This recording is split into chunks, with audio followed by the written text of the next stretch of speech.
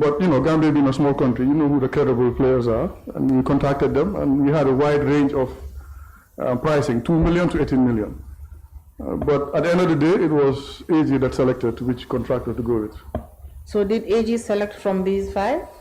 Yes, So did you just forward all quotations to AG? Yeah, we didn't recommend. We just forwarded. Okay. Based on discussions, and he selected. How did this conversation come about with AG? There were correspondences. Informing him about intentions to look for to have a company renovate, a construction company renovate the resort? They wanted to renovate. AG? Yes. Because of the TRRC? TRRC. Okay. So I believe there was some request to that effect, but there were correspondences. And then after we contacted the notable firms, we sent him the offers and he decided. But I remember there were correspondences to that effect. But we didn't select because the funding was coming from AG's side. Okay, so AG was the one that was supposed to foot the bill for the renovations. Yes. So he had the final say. Yes. All right. You had also mentioned receiving offers from 3 different companies as well. Yes. To buy dunes. Yes. Yes. Do you know? Can you remember the names of these companies? Yes. Swami India. There was one from a local hotel group, I believe Balafon. There was a European company, the lowest, 400,000. But the Swami and Balafon group, it was around the same rate, $620,000. So, but our response was the whole resort was not for sale. Yeah. So, the decision not to sell the hotel, was it the same with the other companies? Because the High Court was clear. Yes. When it stated when it is perishable or value is depreciating, yes, that AP can sell. Was this the similar order that the commission had, or was the commission clear that selling dunes was not part of the responsibilities or the powers given to AP? The orders from the commission did not mention sale of the resort. So, especially sale of what we call fixed assets, land and building. Perishables, maybe inventory, all assets that are losing value quickly. But in terms of land and building, which also appreciates every year, there was no order and there was no basis to sell, even if you wanted to. All right, but when you received these offers, did you inform the commission? Yes, I believe we did. I think it was mentioned in our reports. If you look at our volume 2 reports, it was mentioned. I mean, the receivership reports were very detailed. All that was happening was being stated in these reports. So it's safe to say full disclosure. All right. So one more question before we get into the other activities that surrounded dunes. Yes. So after your team visited the hotel. Yes. You found a local security guard. The IGP was able to provide guards. Yes. Sorry, police officers occasionally. And then in event where the IGP had to pull his officers, you had to bring in private security. Yes. All right. How long was private security on the property? I can't recall exact dates, but at some point they took over and we were financing the cost. But at some point when AG took over the resort, there was an issue with the security fees. I don't think it was being paid. So the private company, security company, was putting us under a lot of pressure, and we were following with AG to pay this private security company. If you look at our closing handing over letters, it was mentioned there that this matter is not yet settled in terms of private security fees. All right. So in August 2018, the hotel was handed over to the AG. Yes. Without fees being paid, and the agreed fee at the time was 1.5. Yeah, we started at 3, it went to 500, and okay. we agreed at 1.5, but it was in consultation with the commission. Okay. Yeah. And then I know you're wondering why didn't we collect before we transfer? Yes. But you take into That's account. my concern. Why You was it because AG No. was in I will between not say there these was, two commissions and No, because one, TRRC was an important national matter. And two, AG, don't forget, is representing the Gambia government, not a private company or person. So we have to take into context. At that time, a government that had a lot of national, international leverage. So like I said before, you give the parties an ear, and then you make the decision that you think is best. So we didn't foresee that it was going to be an issue to get this, this lease, which would have been used to cover other expenses, security expenses, you know, the dormant companies, we were paying cleaning crews, cash power. So it would have been useful, but we didn't anticipate that 1.5 million was going to be a headache or a delay. You know, and you're dealing with a government, so you give them some amount of what we call goodwill. okay, but it ended up being a delay. Well, at the time we were handing over, I don't recall it being paid. Exactly. So it was never paid until handing over point. Yes. Were there follow-ups made for this payment? Yes, follow-ups, meetings. Okay. You know, we had a few meetings with Ministry of Justice. It was brought up. We were given assurance, but it was never paid. What about the commission? Were they also informed about the lack of payment? Yes, they were aware. Okay. They were aware. But I think at that point the focus was on the TRRC and renovations. But I think if you sign a contract, you have to oblige, you have to pay still. But at that point, I don't think it was a priority for the former AG. But we did pursue it. All right. So now let's get into the activities surrounding tunes. You handed over in August, whilst renovations were already ongoing. Had renovations commenced at dunes by that point? I can't recall the timelines. Okay. But I know at some point renovation started, it was financed by the former AG. All right. Whilst we were in discussions and negotiating. So at the point of sale, yes, because eventually AP advertised sale of the full, in pursuant to an order of the commission. Yes, the furniture. Yes, the furniture. Yes. At the point of sale, was the furniture still within the rooms of the hotel, or had the furniture been removed from the rooms of the hotel? No, when we came back in, I believe, October, we found the furniture was moved to 2 containers in front of the resort because it was under renovation. So most of it was in these two shipping containers. At this point in October 2018, where was AP informed that the furniture would be moved into these containers? No, we were not. It's after we got the order. You know, by the time we had handed over the resort. Yes. So after we got the order and we went to the resort to do the inventory and valuation process, that's when we found out that it was moved to the front of the resort. Okay. So it was stored in two shipping containers. All right. So at the point of handing over, were you expecting that the TRRC will make use of the furniture, or that the AG would take care of the furniture? At the point of handing over, there was no mention of the use of the furniture. But it was part of the handover and it was under their custody. Okay, so everything was just handed over? Handed over, yes. All right. So subsequently, the commission made an order for AP to sell the furniture. Yes. After that, what steps did AP take to ensure that the commission's order was executed very well? The commission gave us 14 days. It wasn't enough. How many days? 14. Okay. To effect the public auction. So we hired another firm, EN Mechanical Services, to do the valuation. And then after we did advertisements in the newspapers twice before the auction. And then the public auction took place. And then we were targeting to exceed the valuation benchmark, which we did. So that was the objective at that time.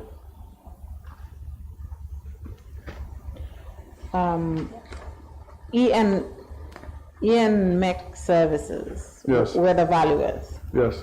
All right. So were they hired through advertisements, or were these just valuers that AP knew and just decided to appoint?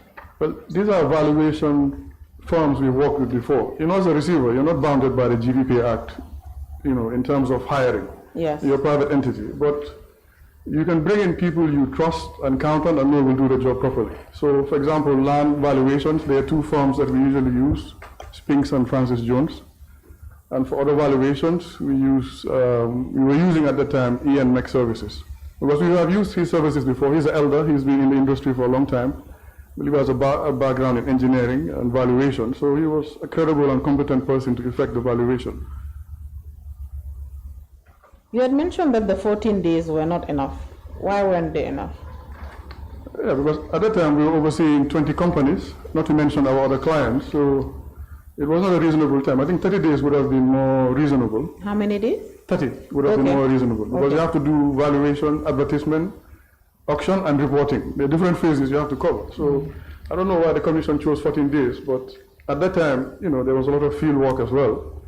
It didn't reconcile to our schedule, but we still managed. We couldn't complete it in 14 days, which we informed the commission, but within a short period, we were able to complete the auctioning process. All right, but did you inform the commission before starting the whole process, evaluation, sales, reporting, that the 14 days wouldn't be enough? Or did you just wait for the 14 days to elapse and then inform the commission? With the commission, we were also having meetings and briefings with them. So we were always updating them, and sometimes if they need information, they'll contact us. We'll go to the hotel and brief or give information they need. So yes. And it was also mentioned in our final report in terms of the auctioning process. All right. Can you just give a brief overview of what, because we are mentioning furniture, what type of furniture exactly it is that was available at Dunes and eventually sold? You know, it was a hotel. Yes. So mostly bedroom furniture. There were a few fridges, few televisions, but not flat screen, the old tube ones, small ones, telephone handsets, paintings, some light fixtures. But what's important at that time, you take into account, we didn't find the hotel secure. So you see in the photographs, you go to a room, the television is not there. So, but it was, basically the description was furniture and furnishings. All right, so you're saying the hotel was not secure and you go to a room and something would be missing? The time we took over. Yes, at the time you took over. Apart from, you said you only met Mr. Janneh. Yes. So there was nobody else to ask about the hotel and the assets that were in it? He informed us that there were two guards, but the other guard, he wasn't present from what I recall. Okay. So he was the main contact person that we had information on, and we inquired about, hotels will have generators. There was no generator, but he did mention that it was being used by the NIA.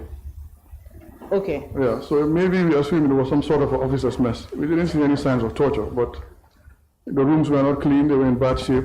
Some doors had no locks. So, all right. I don't think he maintained a log to keep track of who's coming in and out at that time. Okay. Yeah. But did AP ever try to reach out to the NIA with regards to Dunes? No, we did not. Okay. But we did communicate to the AG and Commission on the status. Okay. But I believe they have more information than us, so they'll give us on a need-to-know basis. All right, very well. Secretariat, can you give the witness a copy of his first submission? It's dated 9th July 2025. Honorable Chair, I believe the committee has a copy of this. It's part of the documents submitted by the witness. Those bindings.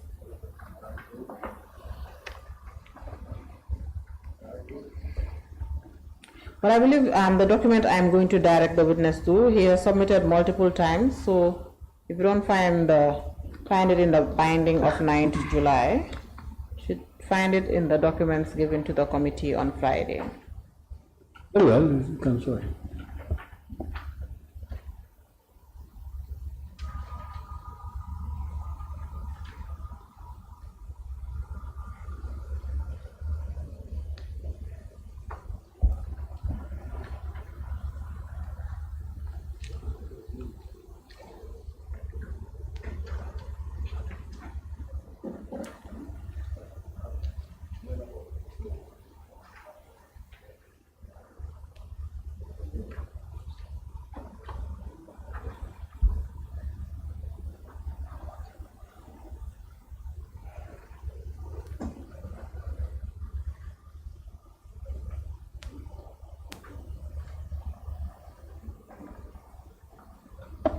Honorable Chair, I'm directing the witness to the letter and its attachment from EN Services dated 3rd October 2018. It's titled Evaluation of Assorted Items Used by Dunes Resort. Okay.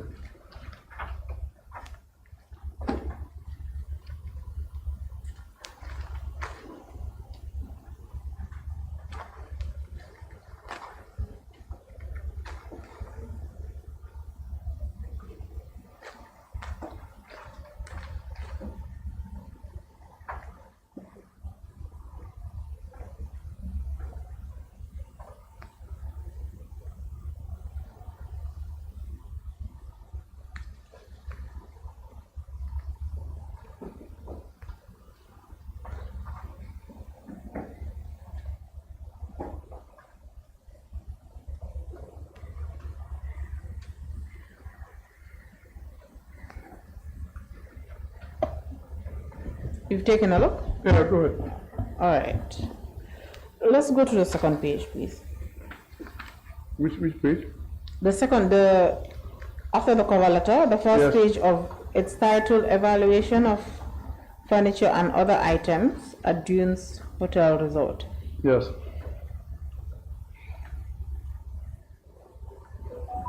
We'll just go through the report, and I'll just be directing you to numbers, and you just read out that line. Okay. Yes. Can you please read out number 1? Number 1, set of mattresses and bedboards. Container number 1, quantity 11. Reserve price 55,000. Remarks good. So the 11 mattresses were valued at $55,000. Yes. Used mattresses and bedboards. Okay. All right. Number 5. Large TV stand with drawers, 14, container side 1, 14,000, fairly good. Okay. 11.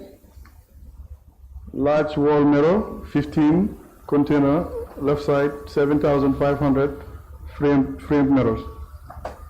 17. Says room, but basically referring to the guest room, 7 refrigerators. These were small guest room refrigerators, 10,500. Left side container. Okay. So 7 of them were were valued at 10,500. So at the end of the first page, can you just the table has 32 items. Yes. And quite the quantity is quite a lot, and a subtotal of 190,100. Yes. That's the reserve price. Yes. Valuation given by the valuer. Yes. At the second page, can you read out number 35? 35. Television set, Hyper Digital Megasonic 4, 800, needs attention. I believe needs repairs. That's what he meant. Yes. Needs attention means it needs repairs. Yes. All right. 49. 49. Sofa set 1, right side container, 1,500. Good. A full sofa set. All right, let's go to. I don't think it was a full sofa set. I think it was two-seater sofa set. These were in the bedrooms, from what I recall, yes. Okay. But you have to take into account, these were not new furniture. And some of them had holes, stains. So each item has to be considered on its own in terms of its status and wear and tear. So all right. It's important to highlight that we're not talking about new furniture or a well-managed resort. And the total for that page of the valuation report is $82,500. Yes. And we go on to the third page, which is the last page of the report.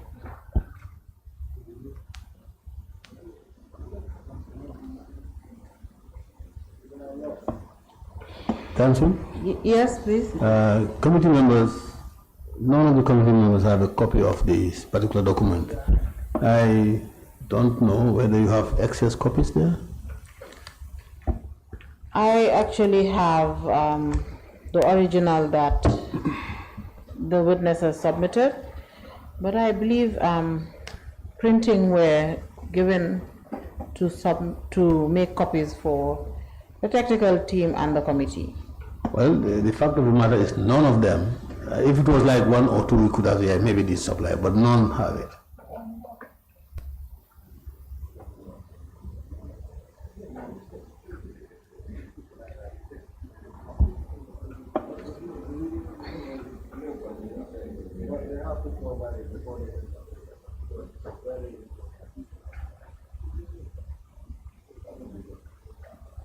So, Honorable Chair, what does the committee suggest we do in this instance?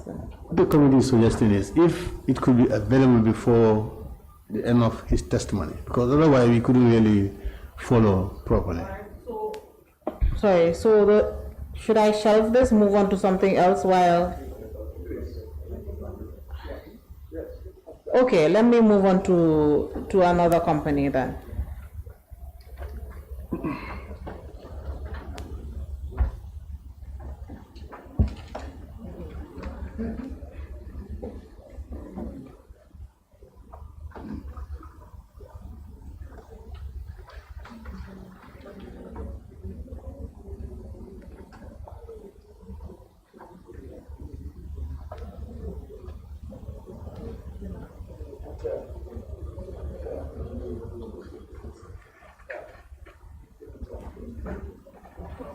Yeah.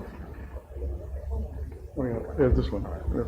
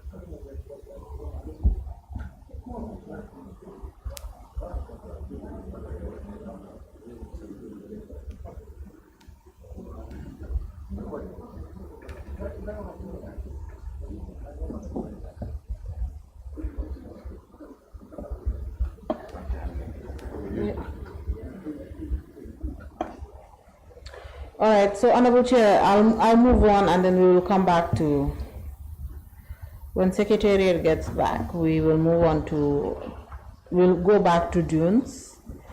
So, Mr. Prom? Yes. Let's go to BPI. I wanted that to be,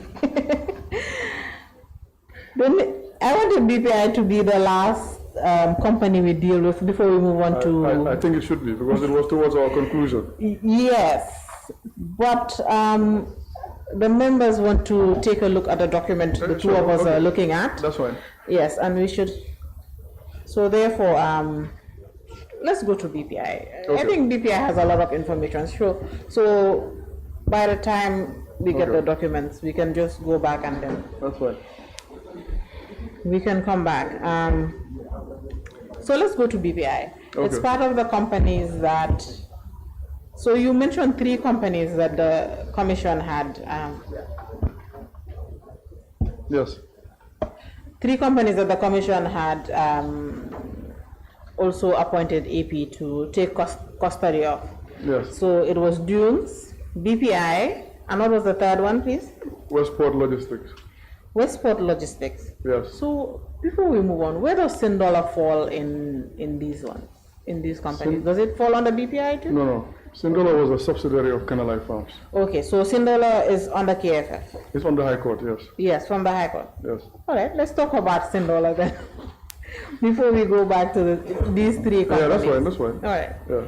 So KFF, that's the first order then, the first order of the High Court. Yes, May 27th. May 22nd May. Yes. So AP took custody of and control of Sindola from May, or should I say from June, since the letter was received in June? I can't recall the date we took custody, but I know we went with the task force to Sindola. We took inventory. It was found dormant, but there was a cleaning crew. So it was dormant at the time? We found it dormant. Okay. And it also had a few debts, suppliers, I think NAWEC as well. It was indebted Okay. and dormant. And there was a cleaning crew. We maintained them and paid them to take care of the resort and local guards. So well, Alright. we found it dormant and it had some debts to pay. And it had accounts as well? Yes, I believe at Unlike the First others. International Bank. Okay. Yes. And these accounts, did they have some money? It had some funds, yes. I don't remember the exact amount. Okay. And it was used to take care of the operational expenses of the... And the cleaning crew? Yeah. Okay. So during the 2 years in which AP was the receiver for Sindola, Yeah. Was Sindola still laying dormant No, until the end, or at some point did it also commence was- operations? it was subleased on an annual basis to give it some economic activity. Because, you know, with these type of assets, if you just leave it dormant, it loses value and, you know, they quickly depreciate, unlike if it's been taken care of or managed. So it was I think, I don't recall all the details. We had many encounters. I think there was a foreign businessman interested, a Turkish. I don't remember the details, but whoever came to the office with interest, we tell you it's not for sale. If you're interested, you can write. So we have it in file. And that is what we're sending. You know, Sindola, the location is sensitive. So it was not prudent at that time, looking at the political context of things, to advertise. It could be seen as, okay, even you can advertise and say management, sublease, some could take it as if they're selling it. So that's the reason, you know, it was not prudent at that time to advertise. But what we did, we contacted local tour operators to see if they were interested, those that were in the industry and that could give it some activity. But to be honest, we didn't advertise. We wanted to, but the location at that time and all the political maneuvering happening, it was not a prudent decision. And I think we made the right decision. It could have been seen as if it was being sold when that was not the case. So it was subleased to Unison. And as far as we're concerned, there were inventory reports. As part of the lease, Unison will take care of all the lodge's needs. I think it had 40 rooms. It was a well-built resort or lodge. And then we were doing annual inspections as well. As part of there was a clause in the sublease that we'll have to come and do inspections, which was done. So, but overall, I think he did a big favor to the lodge. Looking at the location, he tried to bring in some business, some workshops. The time we were handing over in June 2019, it was still under a sublease agreement. So now what happened after that, we do not know. All right, but the sublease was just for an annual. Yeah, because they actually wanted 5 years. Okay. Because, you know, when you're negotiating with tour operators, it's long-term negotiations, and that gives you more leverage to bring in guests. But if it's annual, you know, it restricts your revenue and your projections and your negotiation leverage. But they agreed, and I think, you know, so it was being subleased annually for $3 million. So, but initially they wanted 5 years, because in the tourism sector, you try to get long-term leases and subleases, but we couldn't do that because we were operating 6 months basis. But we thought it was a good idea to reopen it and give activity to the village and employment, and that's what happened. All right, and at this point, did Unison pay the lease? Yes, they were very compliant. Okay. He was a serious businessman. He's been in the industry for over 20 years. All Yeah, right. credible people. We just don't give it to anybody. Okay. Yes. All right. That's fine. And you mentioned also like all the other companies, Sindola also had that. Yeah, I think it had. Was it it as claiming- significant as the others, for example? No, it wasn't that high. Okay. But it had debt. I think suppliers were claiming. NAVEC also, I think, wanted to claim afterwards because it wasn't paying utilities. But there were some debts. I don't remember the amount of head, but it's disclosed in the receivership report. It's in the reports. I think volume 2. Okay. Yeah. All right. But not as high as Canalai Farms and KGI. Those had 50, 100 million in debt. Yes. So. Okay. And eventually the debts were cleared. Was in dollar? At the time you were handing over to the other receiver, No. to when, AG. When we were handing over, the total debt was about 933 million. Almost $1 billion if you take into account For litigation. all the companies. Consolidated. Okay. And like I said, if the cash flow could sustain debt repayment, we did it. But most of these companies at that time didn't have executive support. So most were dormant and couldn't have, the cash flows were low as well. Because you sustain based on the cash flow, what's coming in. All right.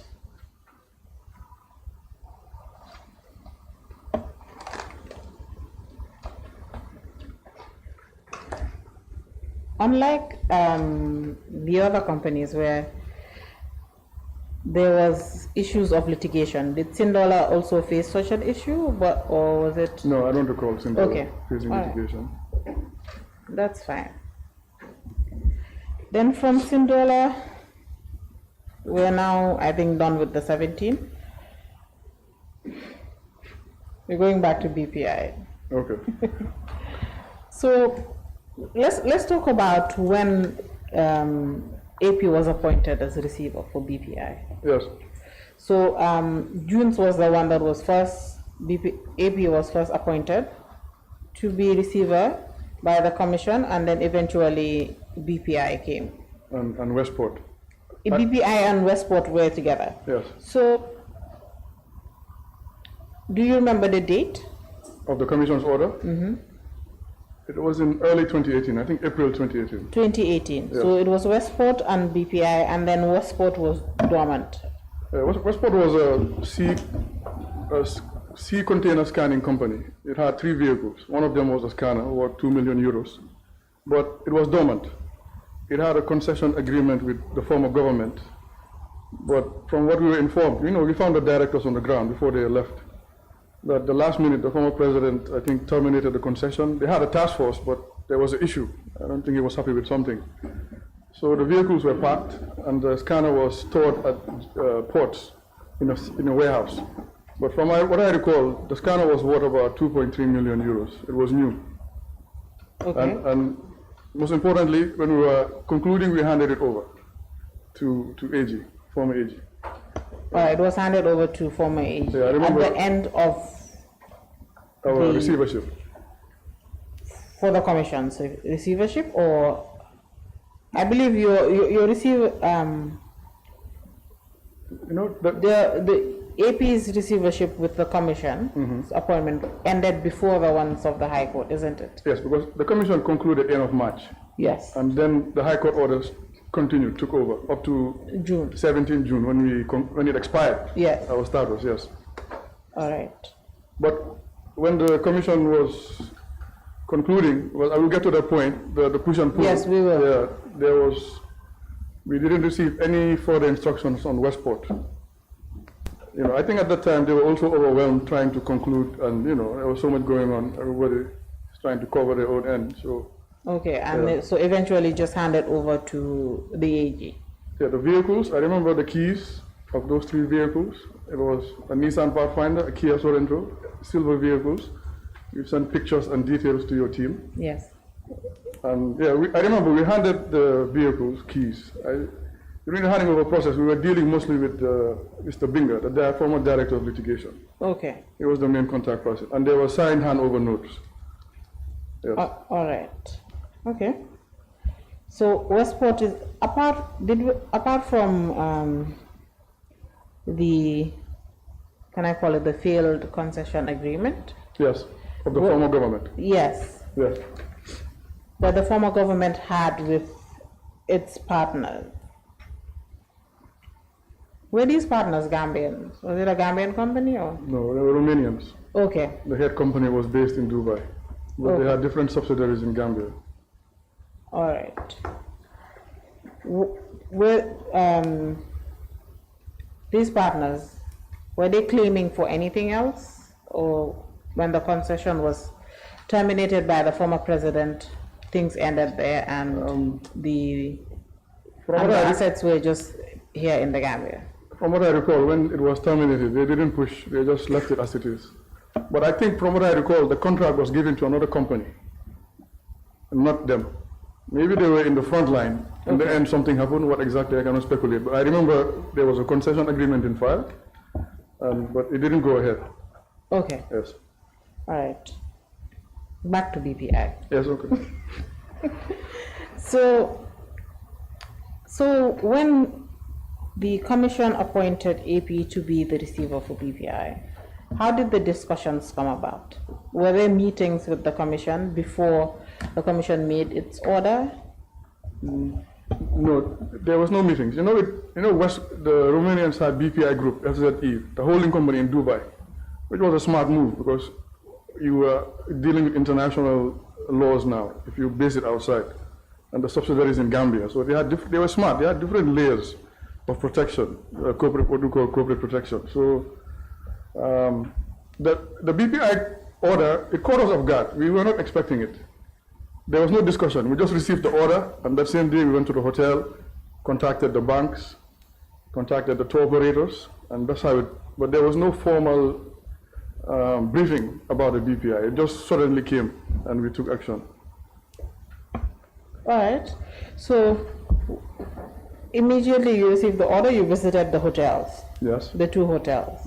That is Ocean Bay and Sun Beach. Sun Beach. Yes. And had to speak to the management.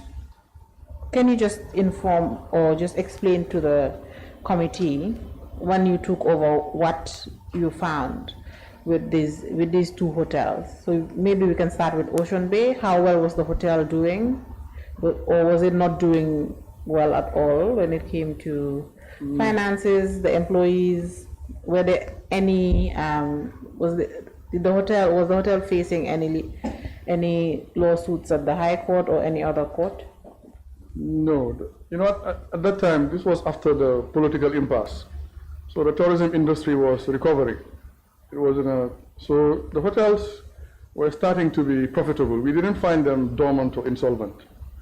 So we had a meeting with management. We gave them a copy of the court orders, but they already knew the firm and our profile, so that gave them assurances, and there was a high level of cooperation, and then that's how we took over. And normally, when you take over, the director should give you what we call the statement of affairs in 14 days. It's like a balance sheet, and they provided that.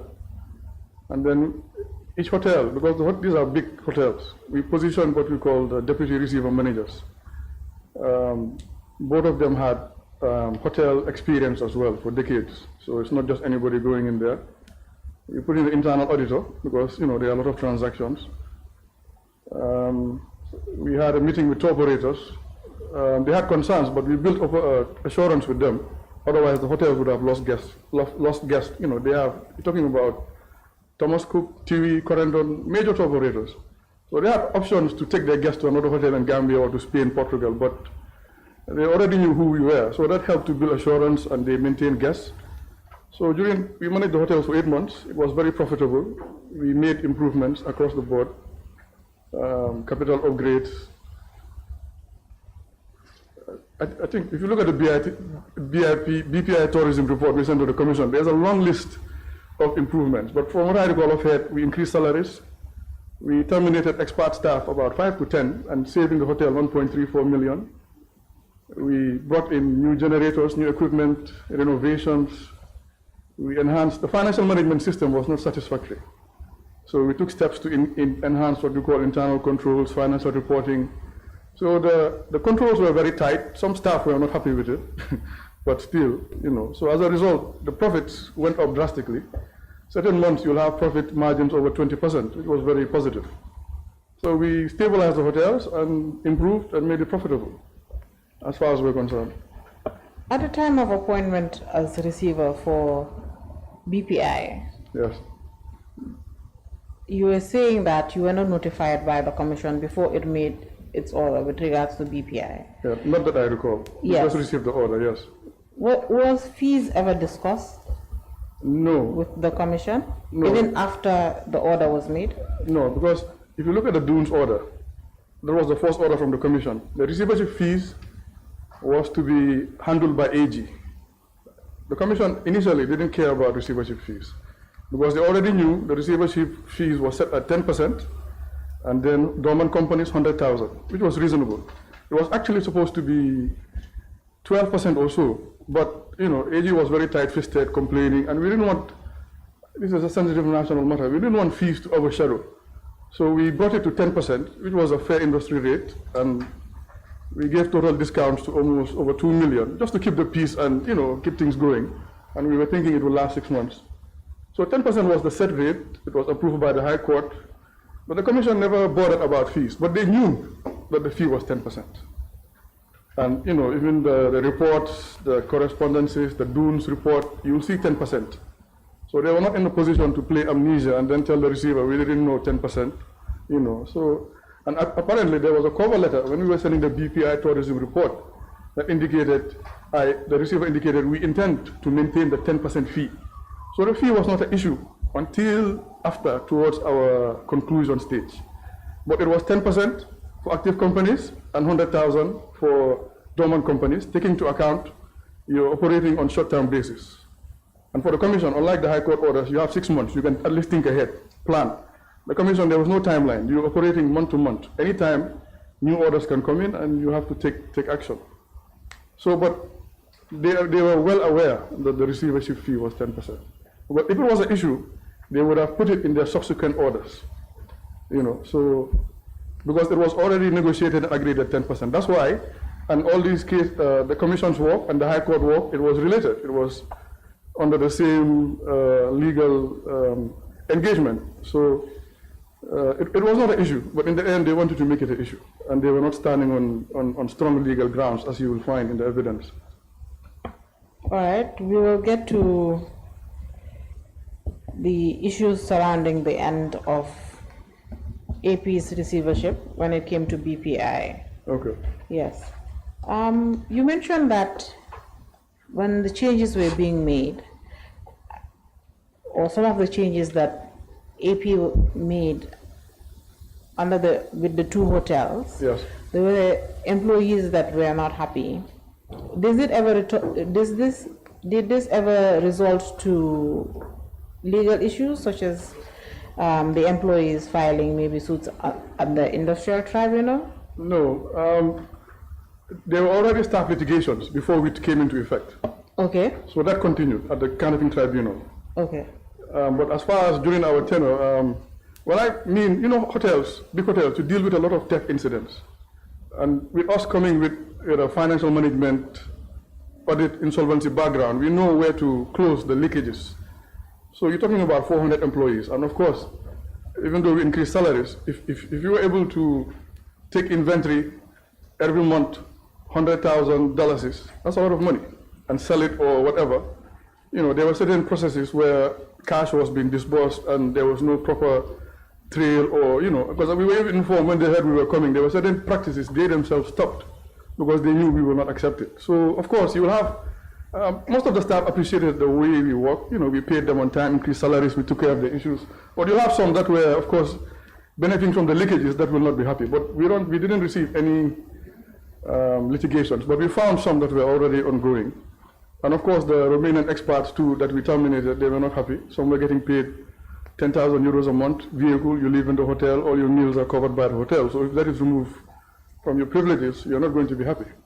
And that saved the hotel 1.34 million because we didn't see the value they were bringing. We maintained about 3 experts, what we call essential staff, but about 4 to 5 were removed because they were, we gave them, we are fair, we gave them a chance. What value are you bringing to the hotel? No reports, nothing. So we took them out. It was a summary dismissal in some cases. All right. So apart from the staff litigation that was going on at the Canopy Industrial Tribunal, Yes. did any of the hotels or even BPI itself, was it in any other legal issues, going to court with any other individual, company, or public entity? Were there such issues that BPI faced during these 2 years? Yes. You know, the hotels are owned by Social Security. And they did a long-term lease, I think 15, 16 years with BPI Dubai. So when the new, when the former president was removed, Social Security and the new government and political context, economic context, Social Security got more lucrative offers for the hotels, going up to 500, 600,000 euros. But you've already negotiated an ironclad long-term lease in 2013 or so. I think what they should have done was go back and renegotiate with the Romanians. But of course, you have to take into account that time the political context. So as a result, they wanted to terminate the lease. The Romanians, it went to the High Court. It went to the Court of Appeal. I think it was referred for international arbitration. So we, not just the Janneh Commission, there was also another litigation taking place over the hotels. And then Janneh Commission came and then put a freeze. And then so you have two legal barriers or issues regarding those hotel properties. All right. And towards the end, these lawsuits were still ongoing by the time AP handed over. Yes, I think it went to Court of Appeal. It was referred for international arbitration because BPI is based in Dubai, so okay. I think they invoked certain international legal privileges. How it ended, I'm not sure, because we handed over in June 2019. Okay. Yeah. So before we just continue with the issues surrounding with BPI, you mentioned fees, 10%, 100,000 for dormant companies. Can you just clarify for the committee the 10%? What was it? 10% based on what? Was it 10% off net profit for these companies that were operating? Was it 10% on revenue? On revenue. Yeah, because you're operating on a short-term basis. And this was fully discussed with the 17 companies with the AG, for the 17 companies with the AG?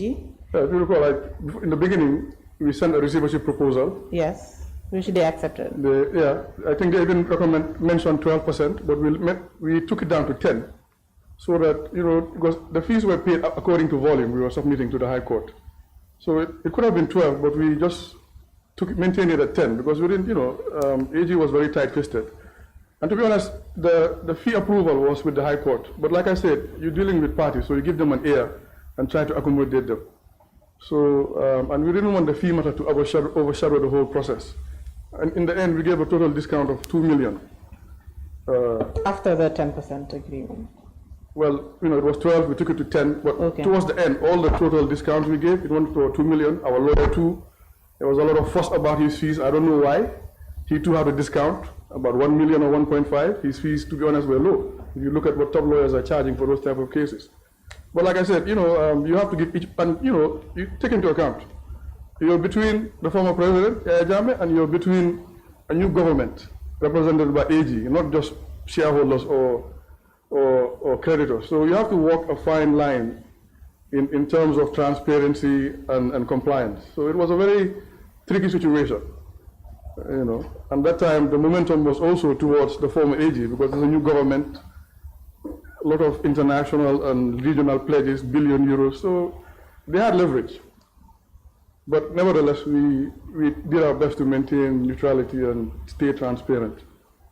But I remember even the High Court judge, because Volume 2, it took 8 months before we got paid. I don't recall the delay. I remember the judge telling us, fees should come to my desk. And we explained to her the situation, and then she approved the fees. Why did the judge say that fees should be presented to the court first? Well, because Volume 2, the fees, I think there was 8 months or almost a 1 year delay. I don't recall what it was, but there was a lot of fuss about fees. Gambia, unfortunately, if your fees reach $1 million, you're prepared to defend your life. But when international firms come, they get paid millions of dollars. But local firms, accountants, and consultants, unfortunately, they are not given a fair treatment.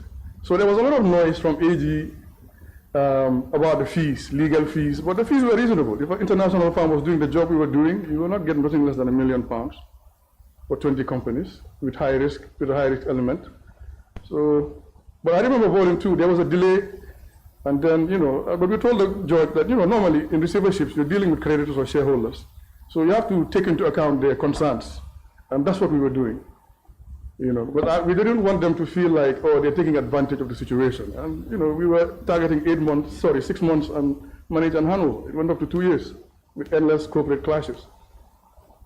All right, so you had mentioned volume 2. How often was AP's fees supposed to be paid? Well, there was no set, the initial high court orders, they didn't mention fees. Yes, it doesn't mention. Normally it should. Okay. The initial orders, because by the time you're filing your affidavit, you should mention, like the parties will go over profiles of receivers, and they're not many, and then they will agree, and then, or you file ex parte motion. So by the time it gets to the High Court, the fee is already set. But in this case, the fee was set later, after negotiations, and we then agreed at 10% instead of 12, just to bring figures down to what was acceptable to the former AG, who was the applicant in this case. So eventually when the fees were agreed upon, was the court notified? Oh yes. Okay. Because before you get paid, you have to file an ex parte motion, and then the judge will approve and put evidence to that effect.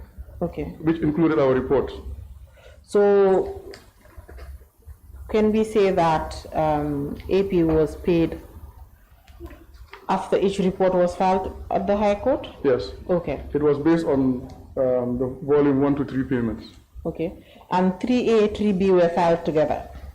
Yes. 3B is for the 3 commission companies on the Janneh Yes. Commission. 3A, those were the final report. They was filed together. All right. And I believe AG was given a copy towards the end, yes. Okay. All right. Very well. So now that we've dealt with fees, let's go back to BPI. You were able to, you mentioned 400 employees. Was this for the 2 hotels combined? Yes, combined. Okay. Actually 420 or 430, just over 400. Okay. Yeah. So when salary increments were being done, was this for both hotels as well? Yes. Okay. Because we took into account the cash flow and the profitability, and then the hotel could sustain it. Okay. And we made the decision. To increase the staff salary. Yes. All right. So apart from these lawsuits that BPI had at the High Court, up to the Court of Appeal, and at the Industrial Tribunal, were there any other issues that these 2 hotels faced with difficulties as business was picking up for them? Were there other challenges?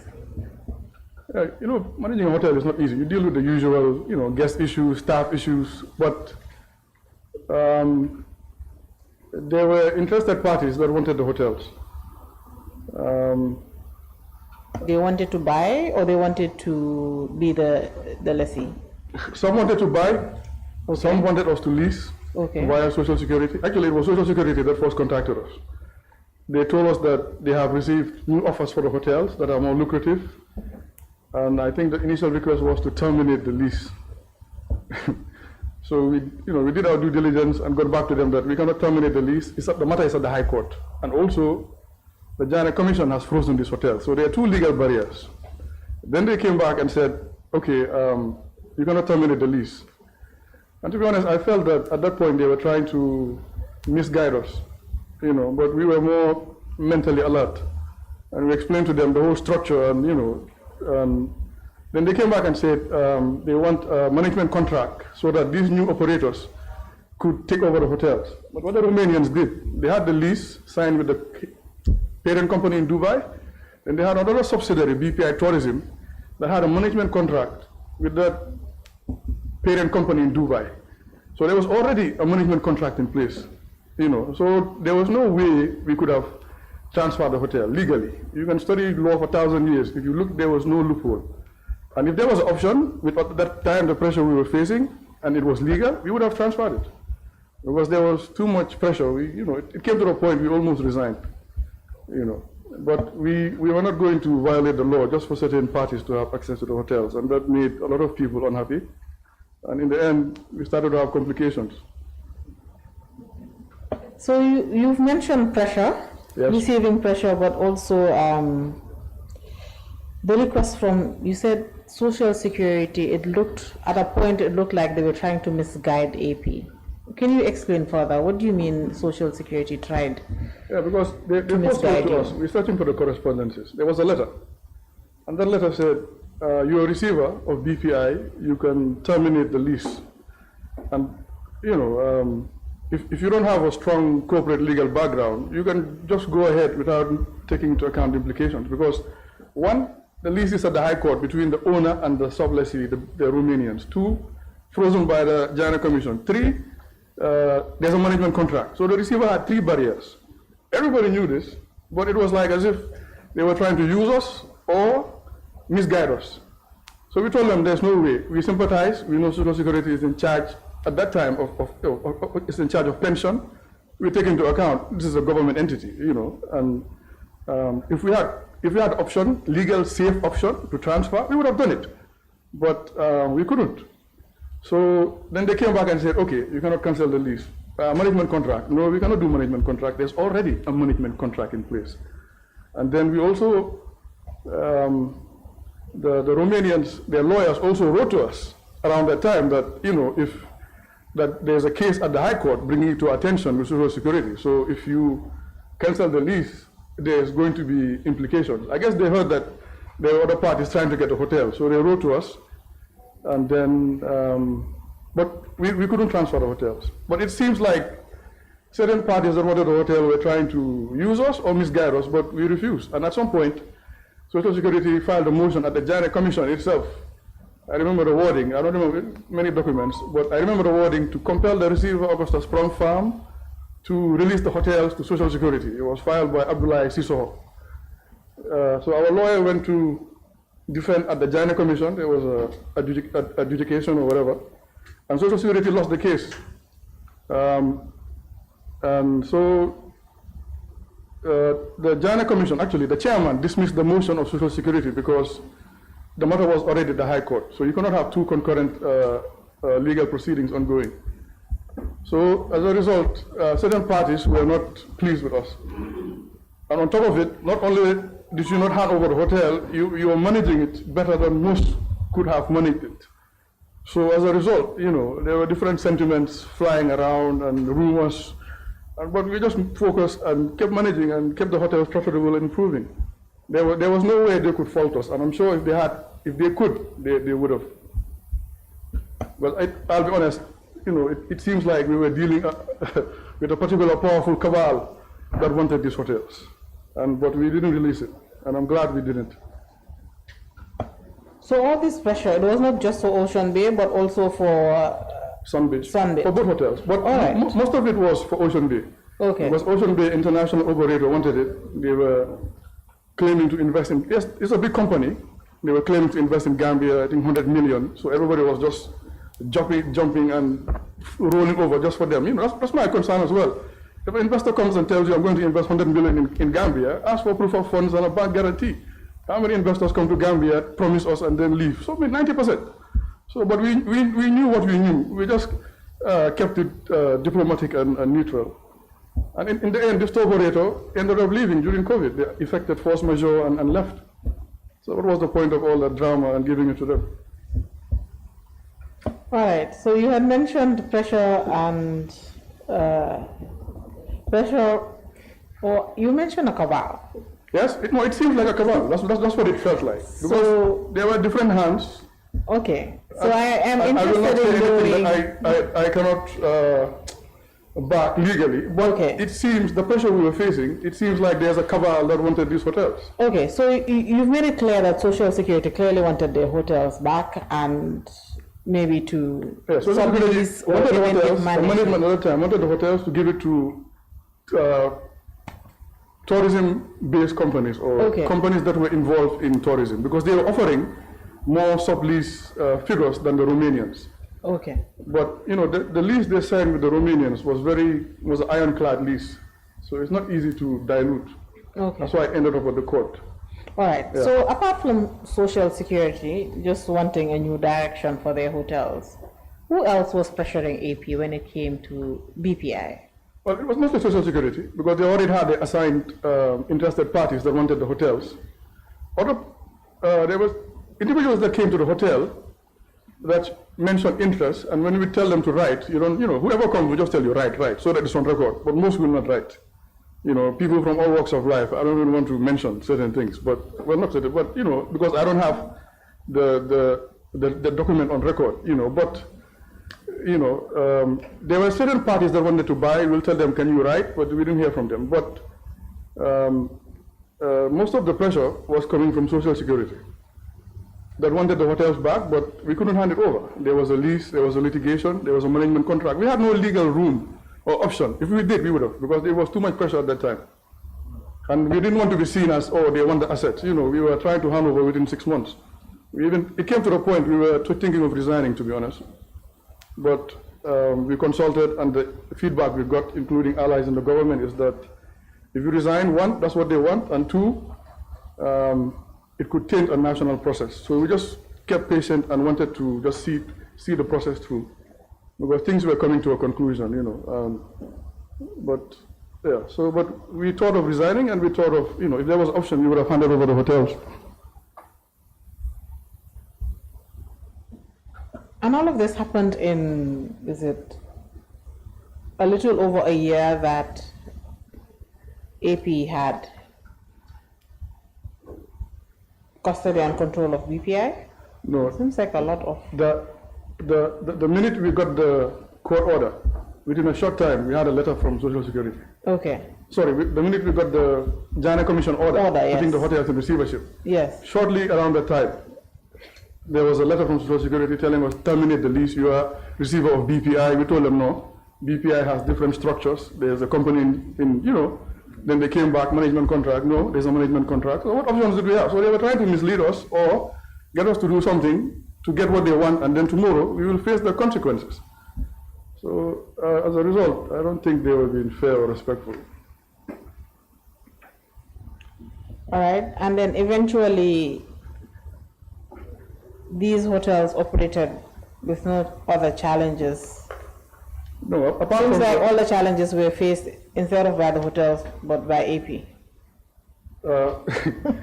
well, because AP is the company, you are the person in front. So whatever the company is dealing with, you deal with it. But apart from the usual hotel challenges, staff, guest issues, inventory issues, maintenance issues, there was no other. After they lost the case at the Janneh Commission, then I guess they backed out and kept quiet. But Gambia being a small country, you'll always hear they're not happy with you, they're not happy with you. At that point, we were fed up. We really didn't care, to be honest. How long was the case before the commission?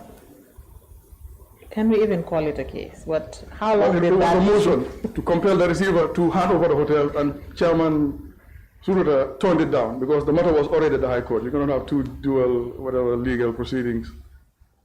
So, but we defended it. Our lawyer had to go and present a motion. As well? Yes. Before the commission? So it was just but it was turned down. And I think it was the right decision at the time, legally. All right then.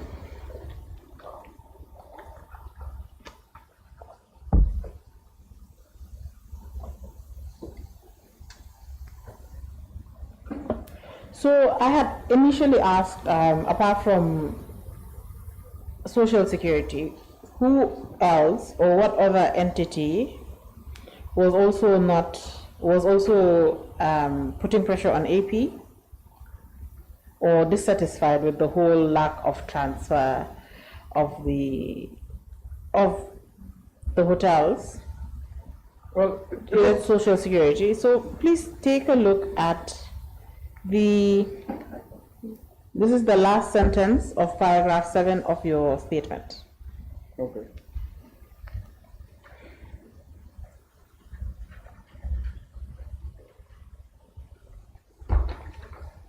Sorry, which paragraph? 7.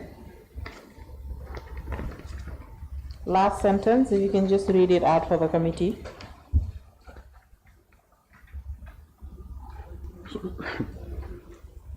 The last line, yeah? It starts with at this juncture. Okay.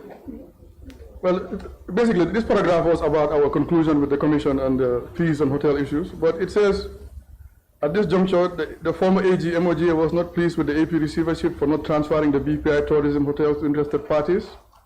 Taking into account these hotels were already under litigation at the High Court between Social Security and BPI Investment Group UAE, and also frozen by the Janneh Commission. And there's evidence to that effect, because the former AG wrote to us telling us not to block the motion of Social Security. And that was presented to your team. We are not just, whatever we do, we have the evidence to that effect as well. So that tomorrow nobody will come and try to tell me about defamation lawsuit. The evidence is there.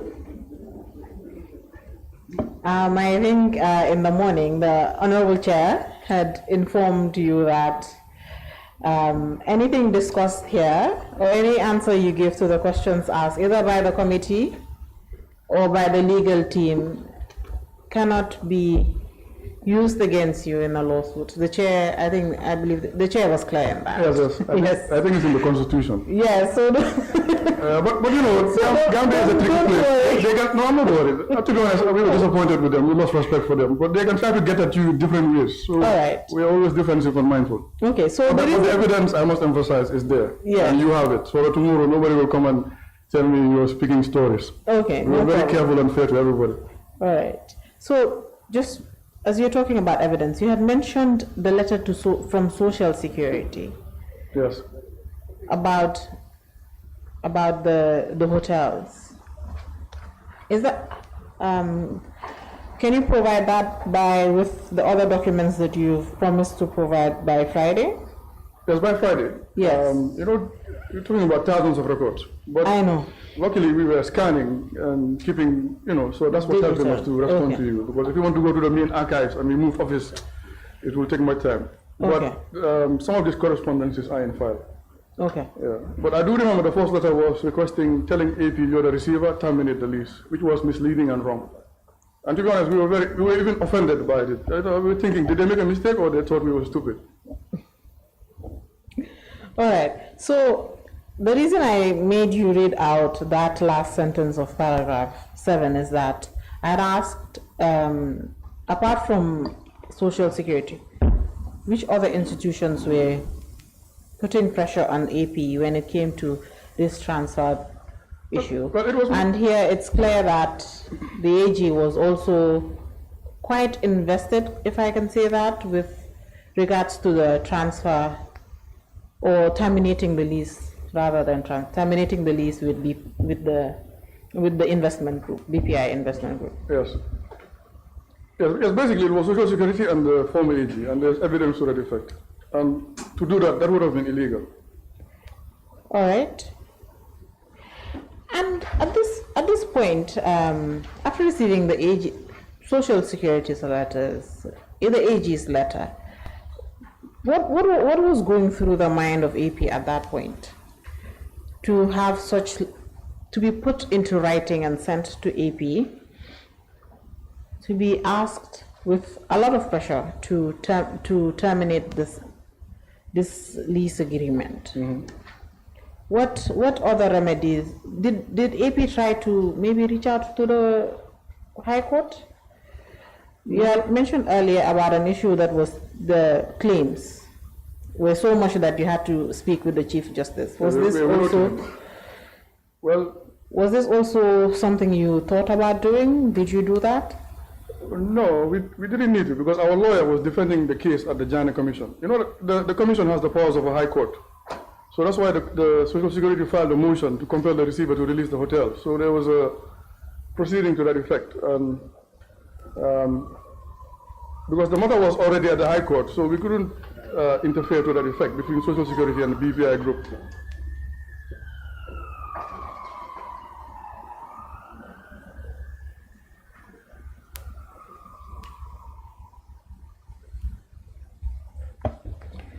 All right, so eventually, can we say, I did not want to get into the termination of or the end of the receivership, but let's just talk about it a little. Then we can go back to dunes. Okay. Now that the committee has its copies, can we say these are some of the issues that arose or were being building up upon the termination? Of BPI? No, not BPI, of The entire AP's receivership. receivership with BPI. Sorry, with BPI or Sorry. the entire engagement? So the engagement with the court, the 17 companies, they ended in June. Yes. Yes. But for the other 3 companies, they ended first before the 17. Am I correct? Yes. Yes. Starting with BPI. Right. Yeah. So so my question is, these issues with social security, with the AG, are these some of the issues that led to the termination of the receivership? It's possible. Okay, Because but not entirely. There was a lot of, you can't put your finger until you have solid evidence, but the way things were moving, there was momentum against the receivership. Especially, I think, the other companies we were facing litigations, there were challenges. But once the hotels came into play, things just escalated. Okay. Because you're talking about hotels that are what, each one, let's say $10 million. Revenue is over $150 million. It's profitable. So of course, it's natural for people to go after the hotels, but you have to do it through proper procedure. But personally, at that point, if there was an option to release it, we would have released it. But there were 3 legal barriers we couldn't bypass. And if we had done that, it would have been illegal, and we would have been found negligent, and the Romanians would have sued us. But what offended us most was those going after the hotels knew this. So it's like they didn't care. They wanted to mislead or use us, and then tomorrow we deal with the problems. So that offended us as well. And also, in the beginning, we were diplomatic and, give everybody an A and give our status, but we couldn't hand over the hotels. There was no way. There was no legal option. If there was, we would have. Because it came to the point we were thinking of resigning as well. Which eventually changed your mind when it came to resigning. Yeah, we consulted with lawyers and confidants, and they told us, well, that's what they want. And 2, if you resign, it could taint a national process, taking into account the first commission secretary resigned under very controversial circumstances. So it was a sensitive national matter. Us pulling out, to be honest and truly, it would have tainted the entire. They will ask, why is the receiver that was doing a good job? Speaking of receiver, if you look at the Janneh Commission reports, volume 1, there's a line that says there the receiver is doing a good job. Their own wording. So if the receiver is doing a good job, how come all of a sudden he wants to extract and resign and just give it to you? So because things were coming to a conclusion in early 2019, so we just kept patient while we were negotiating. AG was not responding to us at that time because he was not happy with the hotels. There were certain matters, fee matters, transfer matters. He didn't respond. All he said was just transfer, and that's where we concluded. All right. So take a look. Let's go back to dunes. The valuation? Yes. I had stopped at the grand total. So let's just give the committee a chance to find. Honorable Chair, the document we are referring to is on the letterhead of ENMEC Services, dated 3rd October 2018. Attached to this letter is a report, a 3-page report. He took my copy. He took my copy for photocopying. Okay. Oh, yes, that's it. No, No, they'll hand it over to you. Okay, all right, thank you.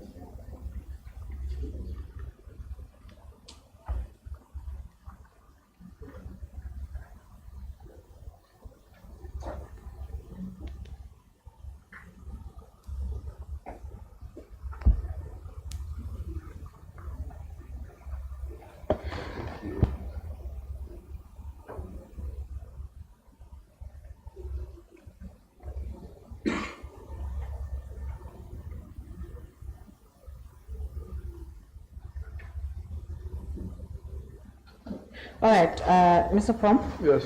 So we had talked about the first page. Sorry, Honorable Chair, is the committee about, okay, very good. So the total valuation price for all of these furniture and furnishings comes to a grand total of $349,550. Yes. All right. And then right after that report is also the sale report. Yes. So how many days did the sale take? 2 days. 2 days. Yes. All right. We couldn't sell everything in the first day, so we invited the buyers to come back and we conclude, because we had 14 days to conclude. But our target was to exceed the valuation benchmark, which we did, taking into account the conditions of the asset. Taking into account? The conditions of the asset. Okay. It's coming from a neglected, termite-infested resort. Okay. Yes. So it took 2 days and AP was able to sell everything that Almost everything. in the hotel. Okay. There were, in the end, there were about 3 or 4 shelves, few chairs that were not sold. I think the buyers were not interested, so it was moved. There's a store. If you enter the resort, the first block on the right, there's a small store there. That's where it was taken to. But there were few items outstanding, wooden chairs and few shelves, 2 to 4, but it was not much. But we couldn't sell everything. But it was stored at the resort. Okay. You were not able to sell this because the condition was very bad, or the buyers were just not interested in it? Well, it's a public auction, and buyers are bidding as is. And, we sent you photographs to show you the condition of the assets. Some were broken, some had burnt marks, some had mold. So we're not talking about new assets or assets that were well maintained. If the buyers knew that the assets were coming from a termite-infested resort, I don't think we would have met our target. What we told them was, you'll have to clean and vanish, but we didn't want to bring down the values. But assets were sold as is in a public setting, and it was advertised. And we had 14 days to conclude, so we were also rushing to quickly finalize and send our reports. And then, but the funds were accounted for. When we concluded, it was wired, and we sent that information. What was the total amount that AP was able to get from these furniture? It was about 363,000. 363, so not quite a significant amount as compared to the valuation report, is it? Because the valuation report comes to a total of 349,550 and 363,534. Yeah, but you take into account, 1, the condition of the assets. 2 is a public auction. Buyers are bidding as is. We have 14 days to conclude. So, and the valuation figure is not binding. It's just a benchmark to guide you. So you have to take into account the context of what's happening in the field at that time. But I know that it was transparent. It was diverse buyers. I remember seeing 2 government officials that came out of a GG. They greeted us, but I think they came to observe, but we didn't know which department they came from. So they were observers. The police guards were there. So it was an open, transparent setting. And whoever put in the highest bid price, that's what we went for. Do you know who these officials from this DG cars are? No, but I remember 2 young men coming out of this DG car, they greeted me, Mr. Prom, and then, but they didn't buy. So I suspected they were from some department from the government, because we advertised, so people knew that there was a sale going on. So whether they came to observe or buy, but I don't recall them buying anything. So maybe they were sent from some department to observe the process. But it was a whole day affair. We were under the sun up to evening time to try to finalize. Okay, and subsequently, a report was sent to the commission. Yes, So after we concluded, and to Alright. the AG as well, former AG. So the expenses that were incurred in facilitating or organizing this sale, advertisement, the valuers' fees, where were these funds obtained from?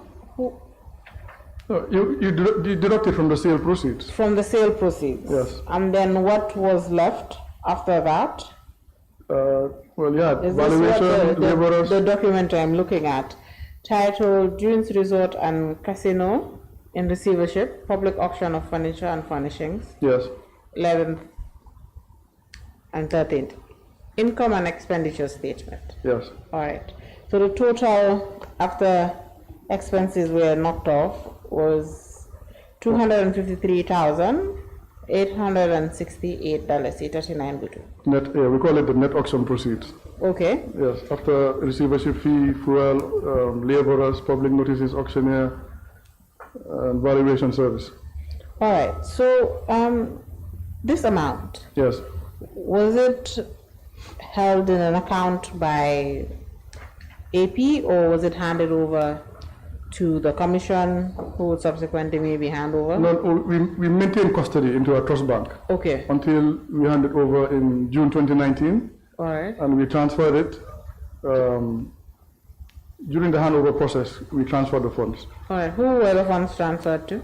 The funds were transferred to the new receiver trustee, in line with, by that time, our High Court order had expired on 17 June.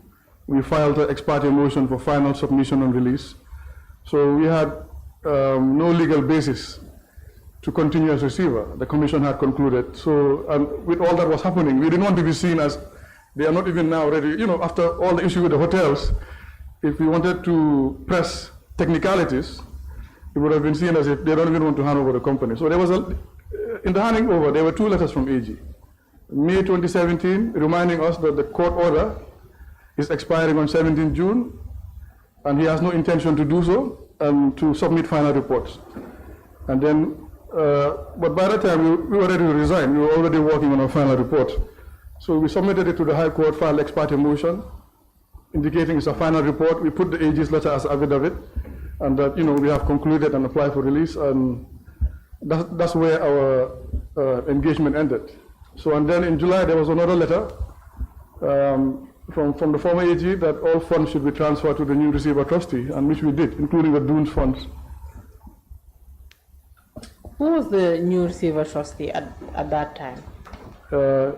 Based on AG's letter, Mr. Alpha Barry. Okay. Yes. And then the funds were transferred to Mr. Alphabet. Yeah, the receiver trustee had an account at EcoBank. That's where we transferred all the remaining funds Okay. after our final fees. All right. Yeah. All right. Now that we've dealt with Dunes, I think we can go back. We've touched on the events leading to the end of the receivership. Yes. Both receiverships, the High Court and the Commission of Inquiry. Yes. So, since the Commission of Inquiry was the first one that ended, since the Commission wrapped up its work in March. 2019, Yes. let's talk about those three companies Okay. that the Commission had appointed AP to take control and custody of. What are the events that led to the end and termination of apart from, of course, the Commission concluded its work, what are the events that led to? Well, the Commission all of a sudden, I call it amnesia, came and said they were not aware of the 10% is too high regarding the hotels. But based on the documents and the briefings, they knew what was happening at the hotels. So they just cannot sit there and put hands up and say, we don't know. And 10% was already the approved rate.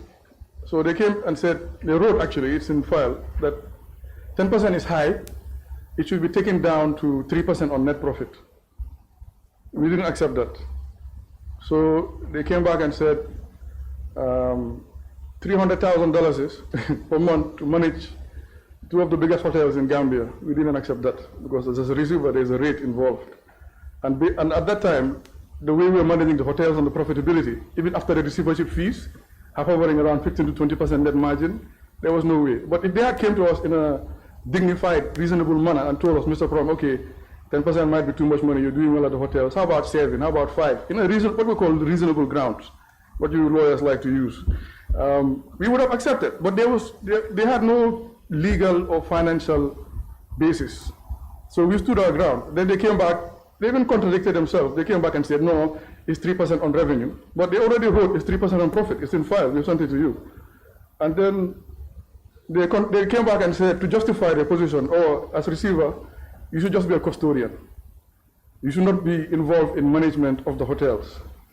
So they were and their order was for Augustus Prom to be the receiver manager. Not, you have receiver and receiver manager. Like, there's a fine line.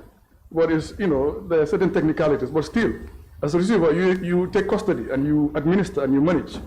So they came back and said, oh, Mr. Prom, you shouldn't be receiver manager. We're just contradicting their own order. You should be just a custodian. That with a view to justify their 3% or to devalue the receivership fee.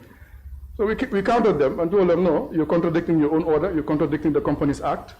As receiver manager, you have full legal rights to manage a company, and we manage the hotels, managed it well, improved, and made it profitable. So they didn't have any legal or financial basis. If they did, we would have, if somebody wants to negotiate with you, you'll know.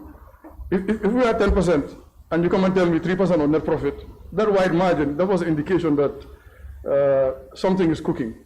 And at that point, we thought of resigning as well. But we were advised with, consulting, don't resign, that's what they want. It's a national matter. If you guys pull out, it could taint the whole process. And that was true. So if they had reasonable legal and financial grounds, we would have negotiated with them. But they wanted to intimidate, and we stood our ground. We did, it wasn't even offensive, what they were writing to us. So we didn't accept. Then they brought in a new receiver. But at that point, we were already working on our, at that time, parties were not happy we didn't hand over the hotels. Then the timing was funny, because at the same time we were, I guess, blocking the hotels from being handed over illegally, because there were barriers we couldn't bypass. Then this fee matter just came up all of a sudden. It was like something was being cooked, but they didn't have enough legal ingredients. And we stood our ground, and we even thought of taking it to the Supreme Court and Court of Appeal, but that would have just made too much attention, too much mess, and things were coming to a conclusion. So we were just like, let's be patient and finish with these people. But they had no solid legal or financial grounds to bring the fee down. And they were well aware the fee was 10%. Because if the fee was a concern for them, they would have indicated in their order. Taking into account, you have people with legal backgrounds in that commission. Very well. And you've been mentioning they. When you say they, who are you referring to? The Janneh Commission. So are you referring to the chairperson of the commission and the other commissioners, the other 2 commissioners, or who exactly? Well, you had the 3 commissioners and you had the lead counsel. Okay. That was our last meeting with them. It was in February. I remember I have a snapshot of the what do you call it, minutes or notes? But they were notes, and it's in file. I remember the beginning of the meeting. Normally when they call us, we ask for the agenda so we can prepare. We went in, and the chairman said there's no perfect agenda, and then we discussed about dues, few other matters. Then the fee matter came up. All of a sudden, like I said, amnesia. We didn't know it was 10%, blah blah, trying to raise technicalities, and we countered it. Then they wrote to us and said 3% on net profit. That's when we knew that it's time to exit. And we started making plans to finalize our reports. But we were ready to resign at that point as well. We were ready to resign when there was pressure for the hotels to hand over to social security. We were ready to resign when the commission started acting funny about our fees and had no legal basis. All right, so just before we move on to the issues of that meeting, did the meeting precede letters, or was there a letter bringing up this issue of fees and dues before you had that meeting you're mentioning with the commission? I can't recall whether there was a letter before, but I know there was a letter after about the fee matter. But I remember we were inquiring on the agenda of the meeting, but I don't think it was submitted. You know, sometimes there are certain communications, it was over the telephone, we need you to come, you know, we have a meeting, so, you know, and you go. I don't remember if there was a letter, but I do recall the chairman mentioning there's no perfect agenda, and I wrote it down. But after the meeting, we just sensed that something was cooking. It was time to start packing and leave these people with their hotels and assets. But it was very, the way they were behaving was very disappointing, to be honest. They knew who we were, they could have negotiated fairly. The hotels were profitable, they were stable, we were improving it, you know. But the timing was also suspicious. It was around the time we couldn't, not that we refused to hand over the hotels, we had no legal option to hand over the hotels. Otherwise, the Romanians, what would have happened? The hotels would have gone to the new top operators of social security, then the Romanians would come and sue us for every year of annual revenue loss. Mr. Brown, we lost 2 million euros this year. It was a 16-year lease times 2 million euros. You know how much money that is? And they would have had legal grounds to throw it at us. So, but if we had the option, we would have released the hotels. It was too much at that time. We were, well, I would not say fed up, but I don't know the word for it. But we were disappointed with how certain parties were behaving. And certain parties, who do you mean by certain parties? Well, Social Security, the former AG, their lawyers telling the Janneh Commission, compel the receiver to release the hotels when you know that's illegal. You're a lawyer, 20 years of experience, you know that is not done. It was offensive. Like when you see them in public, they cannot even look at you in the eye, they just avoid you. They know what happened. All right, very well. So eventually you received a letter from the commission. Yes. And then you also responded to this letter. Yes.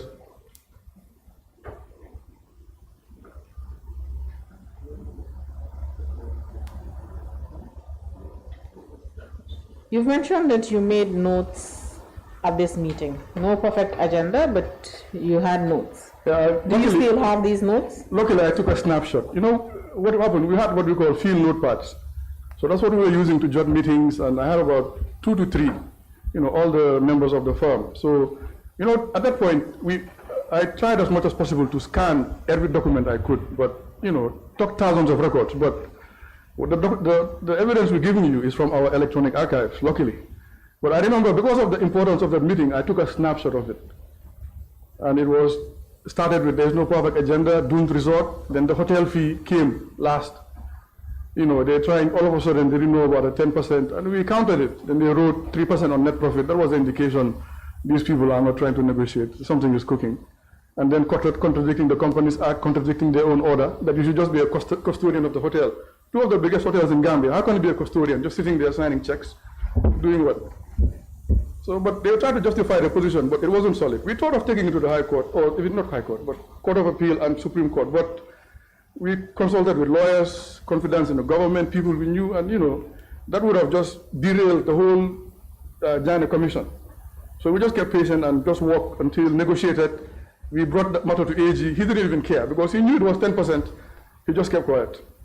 So AG was aware of these? Yeah, we were writing to him. Okay. Yeah. He's an important party to the case, but he didn't respond because he knew it was 10% and he was not happy with us at that time because we couldn't release the hotels to the new operators that were interested, giving higher offers to Social Security. So we were in a very funny position.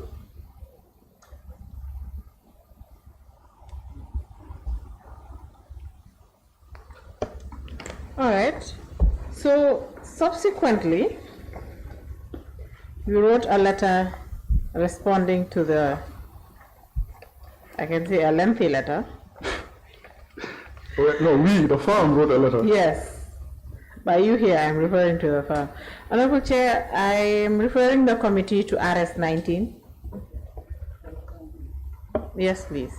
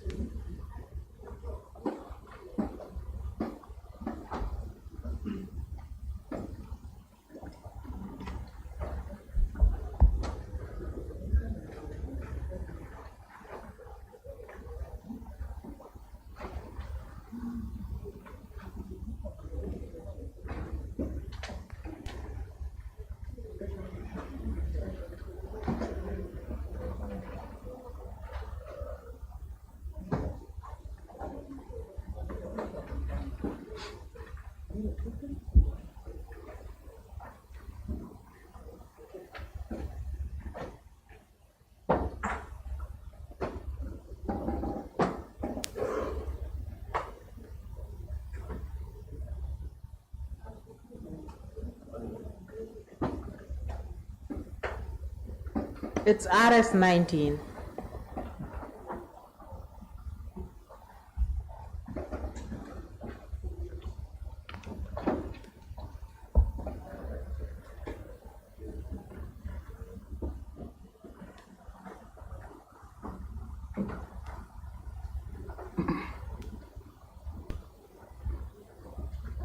Thank you.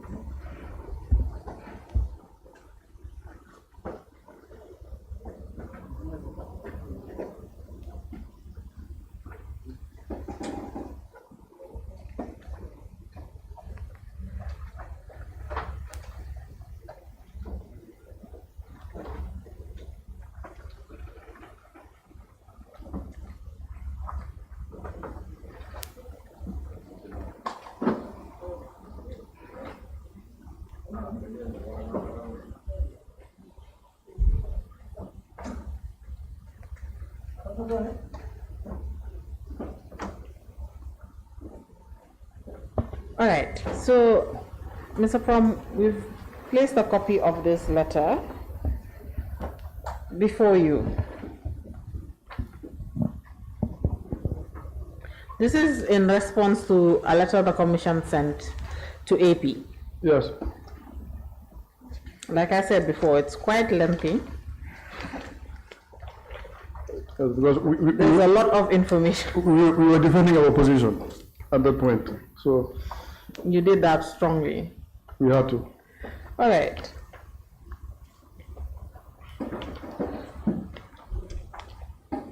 So you've serialized issues, or should I say maybe topics, Yes. and dealt with them.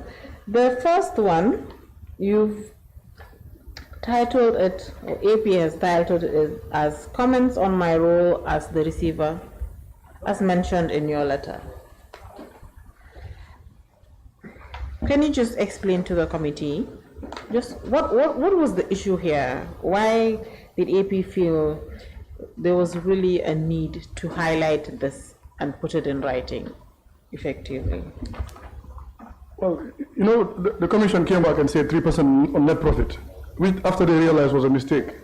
And there were even correspondences, they tried to cover it and say 3% on net revenue, but still, we were not going to accept that because of the status of the hotels at that time. So, with a view to devalue the receiver fee, they came and said, the firm should have been a receiver, not receiver manager.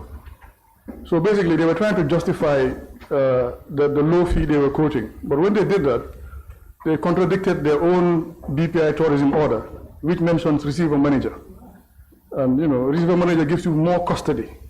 Receiver, with a receiver, there could be limitations if it's emphasized by the court. Okay, maybe you can just collect this, pay liability, stop here. But there were no limitations in the high court or commission orders, and especially for BPI tourism, it mentioned receiver manager, which even gives you more legal rights.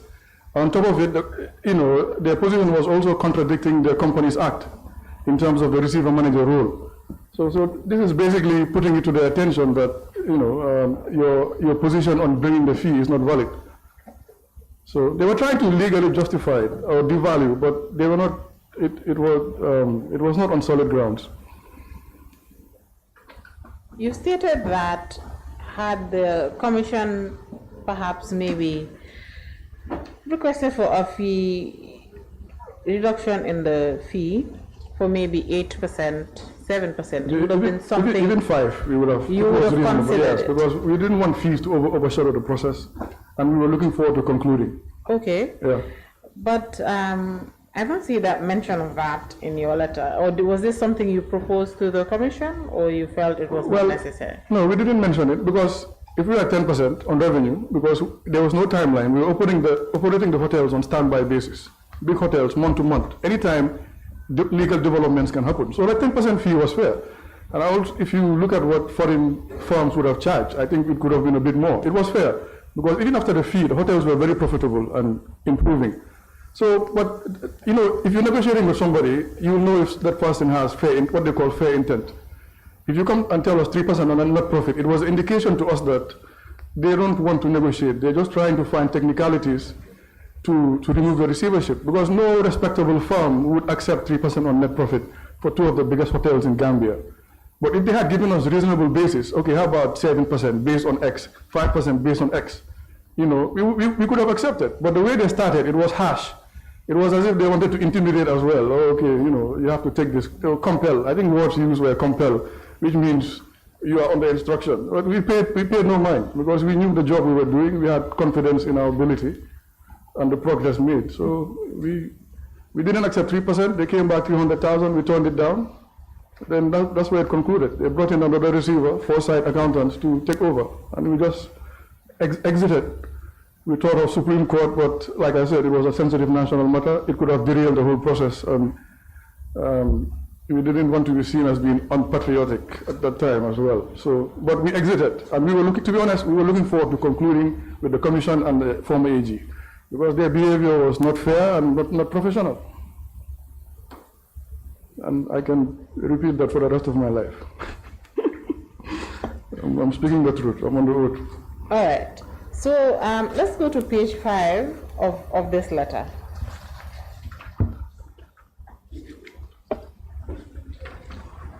The title for page 5 is Application to the Commission for Approval of Receiver Fees. Paragraph A, I'm just going to read the first sentence. Your point in the letter that an application on fees charged should have been made is well noted, and I intend to adhere. Can you further explain on that? Well, you know, the only fee they mentioned was the first order, dues. Because at that time, fee was already negotiated, approved by the High Court, 10%, 100,000 dormant companies. So this is basically making reference to that the fee was already agreed, and that the BPI tourism order didn't mention anything about fee. Because if they had concerns about the fee, you had a team of lawyers in the commission, it would have been stated in the BPI tourism order. And even if, I remember during the meeting, they themselves mentioned it was oversight. But the way they wanted to handle it, you don't come and tell us 3% on profit, we're not going to accept that. We rather resign. With all the job we were doing and the stress and challenges of the hotels, there was no way.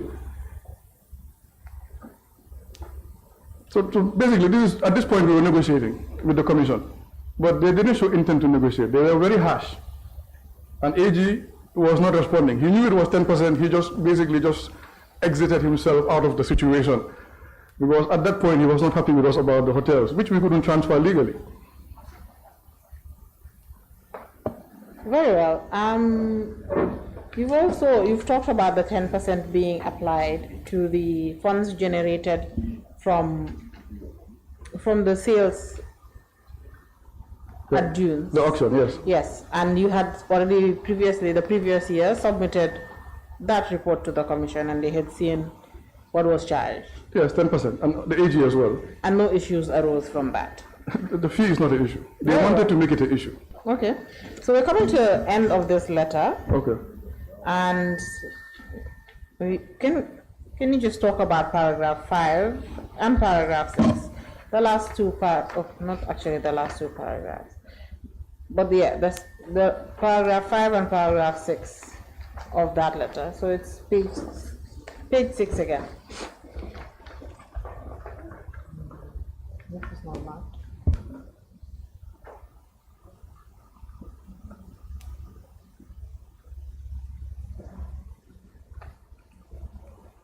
Sorry, I don't understand. You said paragraph 5. Yes, so I said paragraph 5, paragraph 6. In the letter you've mentioned, you've titled paragraph 5 as, you're speaking here about conflict of interest, and before we go to 6, let's just stay on paragraph 5. Why did AP feel there was a need to mention the contents of paragraph 5 of this letter? Conflict of interest, Okay. as relating to lead counsel. Well, because that last meeting we had with the commission, to be honest, it was very cold. It was all of a sudden you're dealing with a different set of people. And they themselves put in their volume 1 report the receivership was doing a good job. So if he's doing a good job, why can't you fairly negotiate with him? But during that meeting, the commissioners were mostly quiet. And to be honest, it was the lead counsel that was heading that meeting. We felt... Sorry, where's the chair of the commission was present? All the commissioners were there. Okay. I believe the secretary was there. I can't recall, but I think she was there. I don't want to lie. She was, but the commissioners didn't say much in this meeting, this last meeting. It was being chaired or led by the lead counsel. So she was throwing things at us, we were countering and defending. But it was a very cold meeting. It was all of a sudden, you're dealing with a different set of people. So, we felt that on one hand, we have nothing against her, but let's be fair and transparent. Your firm is helping Social Security to get the hotels. And then on the other hand, you are trying to devalue and make issue of our receiver fees on those hotels. So we felt it was a conflict of interest. And to be honest, if those fees were going to their practices, the lead counsel and the commissioners, it would not have been an issue. And not to discredit them, I don't see them doing a better job on those hotels than the way we did it. So, but we felt, because she could have excused herself, but she was not fair with us. We have nothing against her. But she was leading the meeting, it was a cold meeting, the commissioners just kind of just stick to the corner and kept quiet. They didn't say much. And then, and making fuss about our fees when your own firm at the same time is trying to get the hotels to another party. So we felt it was a conflict of interest and it was not fair. And those are the facts. But I remember it was a very cold meeting. After the meeting, immediately after the meeting, even before we left the hotel, my father and I, we made the conclusion, yes, we need to resign. Then we consulted with lawyers, people in the government we know, and then they told us, just be patient, it's almost coming to an end. If you resign and take this matter to the Court of Appeal or Supreme Court, it could just derail. And the evidence was on our side as well. We were not just making verbal comments. So, but this conflict of interest came because, on one side, your firm is trying to get the hotels to another party. On the other side, you're trying to attack the receiver on his fees. That is a conflict of interest, and it was not fair to us. And she knows who we are and the profile of our family and the firm. So that's why it was in the letter. Basically, this letter was stating all our points, so that in the event it goes to court, the defense is already set, even before we talk about affidavit. And we believe we're very fair to everybody, but if you're attacking us, we have to defend ourselves.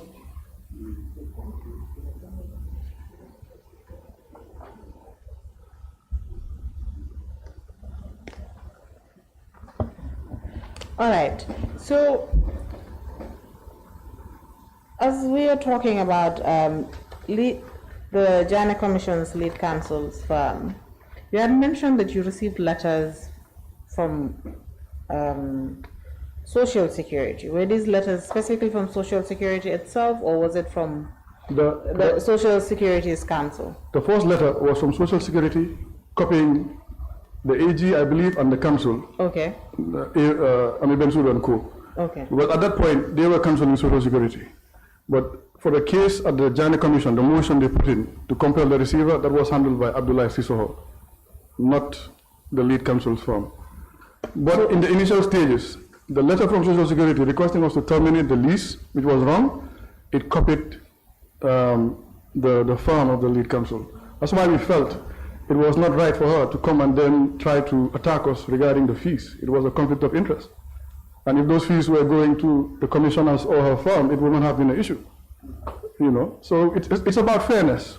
They knew us, knew our family. We were not asking for special privileges, but just to be fair. And they were not fair.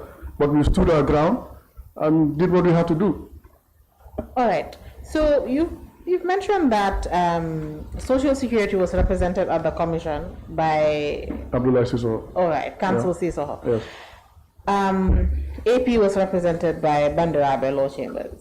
Jibril Bah, yes. Yes. Did any official from AP also attend this particular hearing? I was there. Okay, you were there. I was there. I can't recall. I was there. Okay, you were there. And then this I was was... also at High Court litigation sometimes, Okay. if my schedule allowed it. Okay, But mostly the lawyer will handle it. all right. Yeah. So on this particular day at the commission, that you were present with your lawyer there, the commissioners were present at the hearing. Who was counsel for the commission on that day? To be honest, I can't recall. You cannot recall. But I know that it was the chairman, Janneh, that was Presiding. Okay. And then Social Security was represented by Abdullah Siso, who put a motion for the Janneh Commission to compel the receiver, Augustus Brown Firm, to release the hotels. Whilst at the same time, Social Security has the case at the High Court and Court of Appeal. So the chairman turned it down. That I don't remember the exact legal terms, but that he mentioned he has no legal jurisdiction to effect that release. So basically, legally, our hands were tied. We could not release those hotels. There was no way legally, unless we wanted to break the law, and we were not going to do that.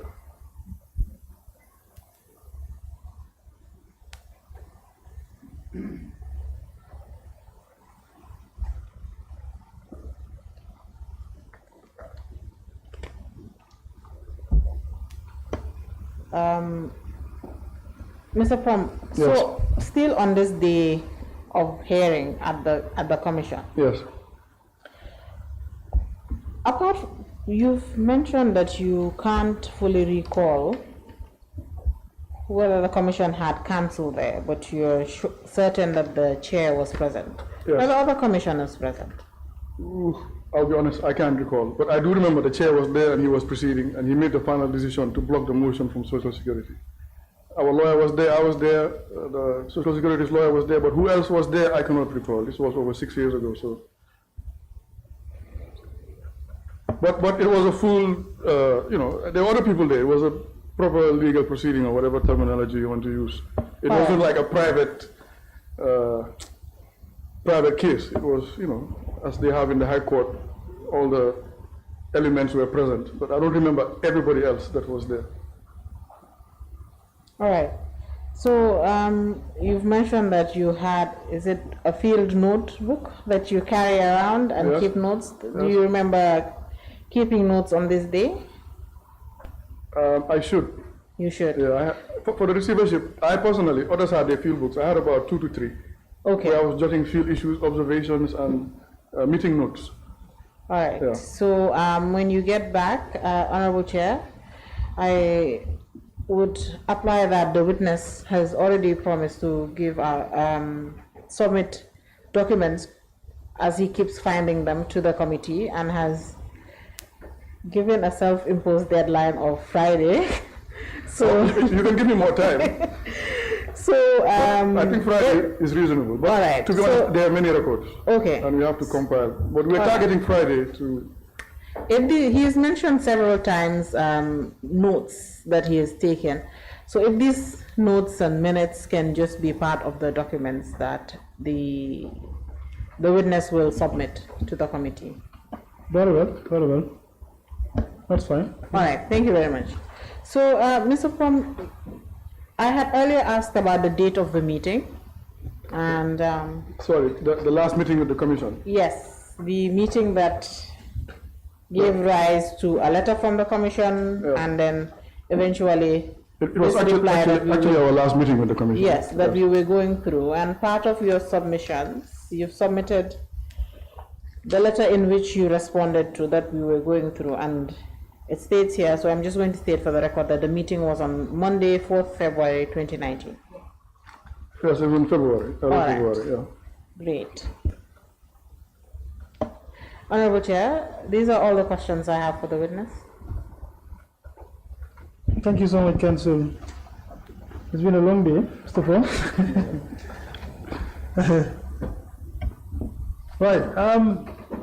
We will still have to proceed with the proceedings. you know, the committee also is sitting here, and I know a lot more questions will be coming for clarification, so you can get prepared more. So before I hand it over to my colleagues, perhaps I just wanted to ask one question, just for clarification, or to elaborate more on that. Okay. You know, when you were testifying, you said the August AP do not have executive support. So could you a bit more? Can you elaborate on that a bit more for us to understand what kind of support we are talking about? Are you referring to KGI and Canal funds? That was exactly what the question was, and then you mentioned that AP do not have executive support. No, I mean, the executive support is not for us, because as a receiver, we're between the AG, former AG, and the president.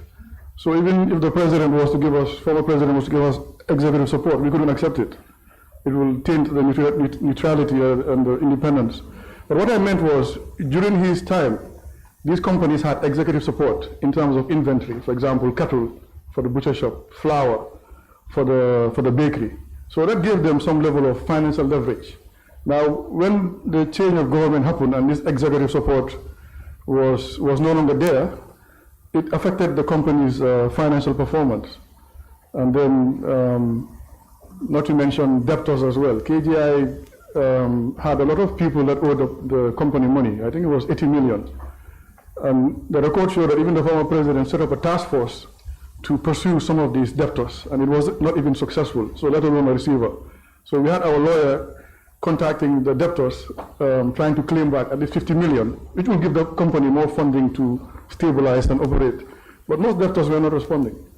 You know, if they were not responding to the former president, then the receiver, you know, but we made effort to collect. But what I mean in terms of like financial support, inventory support, that made a big difference for these companies. And I think that kept them afloat. Thank you. That's okay. That's fine. Yeah. That's all right. So I'll just hand you. I'll start with Mali first, and I'll come. You don't have question? Okay. Thank you, Chair. Yes. I'm invited myself, Chair. Hold on. Thank you, Mr. Yes, for coming, and also. Can I just come there before you go? Okay. I'll take that. Hold on. Go ahead.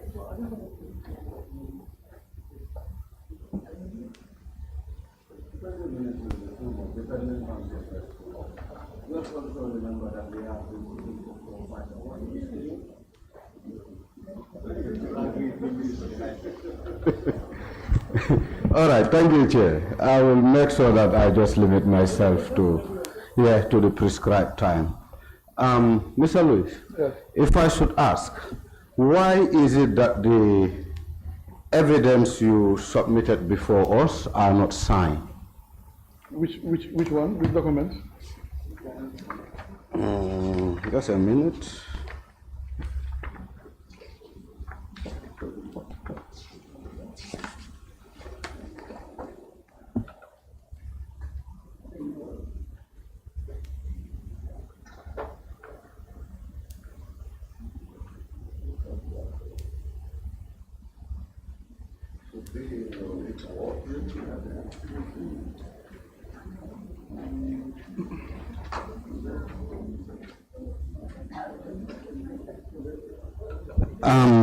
If you look at the receivership report, volume 1.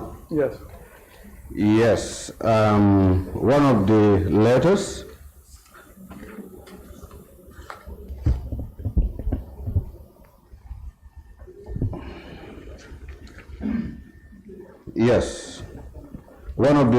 from the receiver, Augustus Prom, Yes. it's not been signed. If you look at from number 2 down to number 10. Okay, you mean page 10? Yes, page 10. Yeah, you know, like I said earlier, all these records are coming from our electronic archives. But we'll send you, now that I've resumed, we'll send you the signed copies. So just for clarity, this was the actual report. Now comfort yourself and just allow me to speak, please. Okay. Just for us to be at the same level, Yes. will it be accurate to say the documents that we have before us submitted by you Yes. are not signed we can accept them as they are, and then later you will sign? Yes, we will send you a copy of the signed copies. Yeah, because this is coming from the electronic archives. So they printed and just submitted, and we also had a short time frame to respond by Friday, I think 25th July. Yeah, But I can assure you, this is the actual report that was submitted. So if I should come in here, you have documents that are signed that were submitted to the Minister of Justice or Janneh Commission? In terms of these reports? Yes. Yes, when it was going, it was signed. It was signed. Yes. Okay. But you know, this engagement was 6 years ago. All the documents we've submitted to this committee is That's electronic fine. at this point. That's okay. Yeah. Now we can go ahead, then later we can have signed copies. But these documents are true copies of... Yes, exactly. They are true copies That's of fine. reports sent to the High Court and AG. All right, we take it as you will sign later. That one. Yes. Mr. Lewis, what also make Augustus Prom's company that special to have an edge over other receivers to an extent that the whole contract was kind of negotiated without the right approach by making an advert and also giving every other Gambian that equal opportunity to apply? Well, starting point, I don't believe there are too many firms offering receivership services.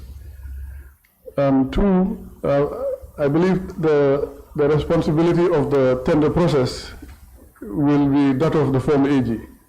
But from what we were informed, they have in file the profiles of the companies or firms that are doing receivership.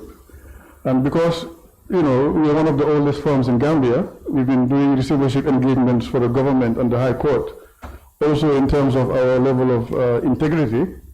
So I believe that gave us an edge. But why exactly we were selected instead of another firm or two, that is for the former AG to confirm. But as far as our profile and experience and our integrity, you know, we just don't handle, we handle sensitive financial matters for the government, for the state house projects. So our profile was solid for this engagement. You have talked about integrity, Mr. Lewis. Yes. And also listening to your testimony, you have repeatedly said that it seems the ministry were not just fair to you in terms of the way the whole contract was handled and the kind of approach being used. Don't you think it all emerged from the start of things by single-handedly selecting Augustus Prom to lead the whole process? No. I think Can you please speak over the mic? Yes. And be a bit comfort, you know. No, fair, don't calm down. I have answers for your question. I'm calm. I'm confident with the way you handle the engagement. Because,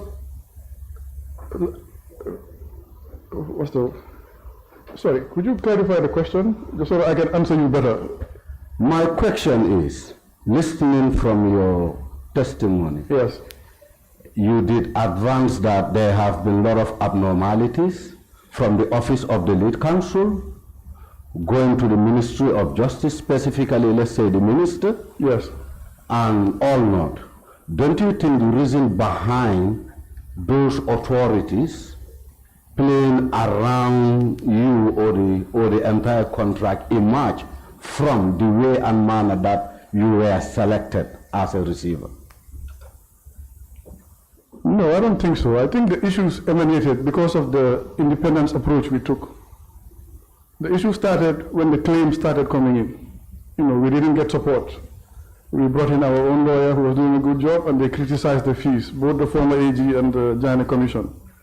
And then, well, whether they wanted, I cannot speak on their behalf, whether they wanted an independent leadership, receivership, or a checklist receivership. But I think the issues emanated mainly because the approach we took. Like I said, in this insolvency industry, you have to give an ear to all the parties. But at the end of the day, you have to make the decision, what the companies are called a commercially reasonable decision. So the issue was not our selection. We have the profile and the history, but I think it emanated when we started to make certain independent decisions that we felt was the right one and will protect the firm. Okay, now I will also take you on the evidence that you shared with this committee. Okay. And I want us to look at a report that you shared, which is summons to produce special select committee inquiry into the Janneh Commission. Yes. These were evidence that you actually shared with us. Yes. If you look at page 2 of the evidence, I just want to ask you a few names, if you know them, and what responsibility they held, either within the commission, the Ministry of Justice, or whatever. What kind of players were they? One would be Mr. Mustafa Job. What comes to your mind if you hear that name? He's a public auctioneer. Public auctioneer. He's a well-known public auctioneer. Okay, stop there. What about Mr. Muntaha Sala? What comes to your mind? He was a buyer at the public auction. He was a buyer and a public auction. No. He was a buyer at the Dunes public auction. Okay, he was a buyer. Yes. Okay. Okay, what about Kara Abdullah Janneh? I can't recall him. Can you guide us where you're reading from? Please. Please. Sorry, Honorable Chair, it's from the document Page 3. that Secretariat supplied with the committee with. The last page, huh? It's the sale report. Sales report, exactly. Okay, I'll go ahead. I'm also seeing Mr. Job here. Yes. Is he Mustafa Job, as the first name I call upon? The auctioneer? The auctioneer? Yes. Yes. So why does he appear here as Mr. Job, and on the other list he appeared as Mustafa Job? Why? Do you know? Which list are you trying to? Is it the sales report? Yes, the sales report. Well, if you don't have a copy, I think they provide you a copy, because we might have a lot of back and forward around this specific report. well, I'm not concerned because the sale was transparent and all the buyers were disclosed. It was. No, you know, Mr. Lewis. Yes. The transparency of the sales might not be determined by you, more especially if it comes to the work of the Special Select Committee. Yes. So as such, we will more of appreciate, those response than actually making a conclusion. No, I'm not making a conclusion. Of course, if you said the sales was transparent, you are making a conclusion that. But to be honest, if you're trying to throw implication at me, I have to defend it. No, I would never do that, Mr. I can give I would never do that. implications I'll have to defend. Sorry. Yes. Mr. Lewis, you know what we'll do? Yes. Is asking questions. Yes. If you know the response, you just put a response to the question. Straightforward, okay? Well, I don't recall, but as far as we're concerned, all the details we have on file was indicated in the sales report. And you will also see the buyer's phone number, so feel free to call them to inquire. Each buyer was given a receipt with a sequential number bearing the firm's name. Mr. Louis, Yes. my question is, Mr. Mustafa Job and Mr. Job, Yes. does that represent the same names? I'm not sure, unless I make reference to file. Thank you very much. Yes. Mr. Louis, do you know anyone with the name Mr. Louis Prom? Yeah, that's me. That's you? That's myself, yes. So meaning you also bought? Yes, on behalf of staff, yes. And it was disclosed, and it was a competitive price. But most importantly, it was disclosed. Mr. Joe, what is your take having auctioneers and receivers buying some of these furnitures from Dunes Hotel? Well, starting point, it doesn't violate any law. Second, taking into account, we prepared that report. We were transparent and we disclosed our interests. Third, if you look at our bid, we allowed the other buyers to bid. They were bigger and better paintings. There were a few staff on the ground that had interest in these smaller paintings, and I bid it on their behalf. They didn't have enough cash. But most importantly, it was disclosed, and the bid offer was fair, or competitive. Mr. Joe. We prepared the report. We could have just put any name Mr. if Joe. we wanted to hide, but we didn't do No, that. you answered my question. You don't have to elaborate that No, much. I might have to. This is a public For matter. the purpose of fair trade Yes. or fair trading, Yes. is this a good practice? Having players to serve as a referee or having referees to serve as a player? Well, player and referee is not a court matter. It's a public auction. It was advertised. Our interest was disclosed. It doesn't violate any law, and our bid was competitive.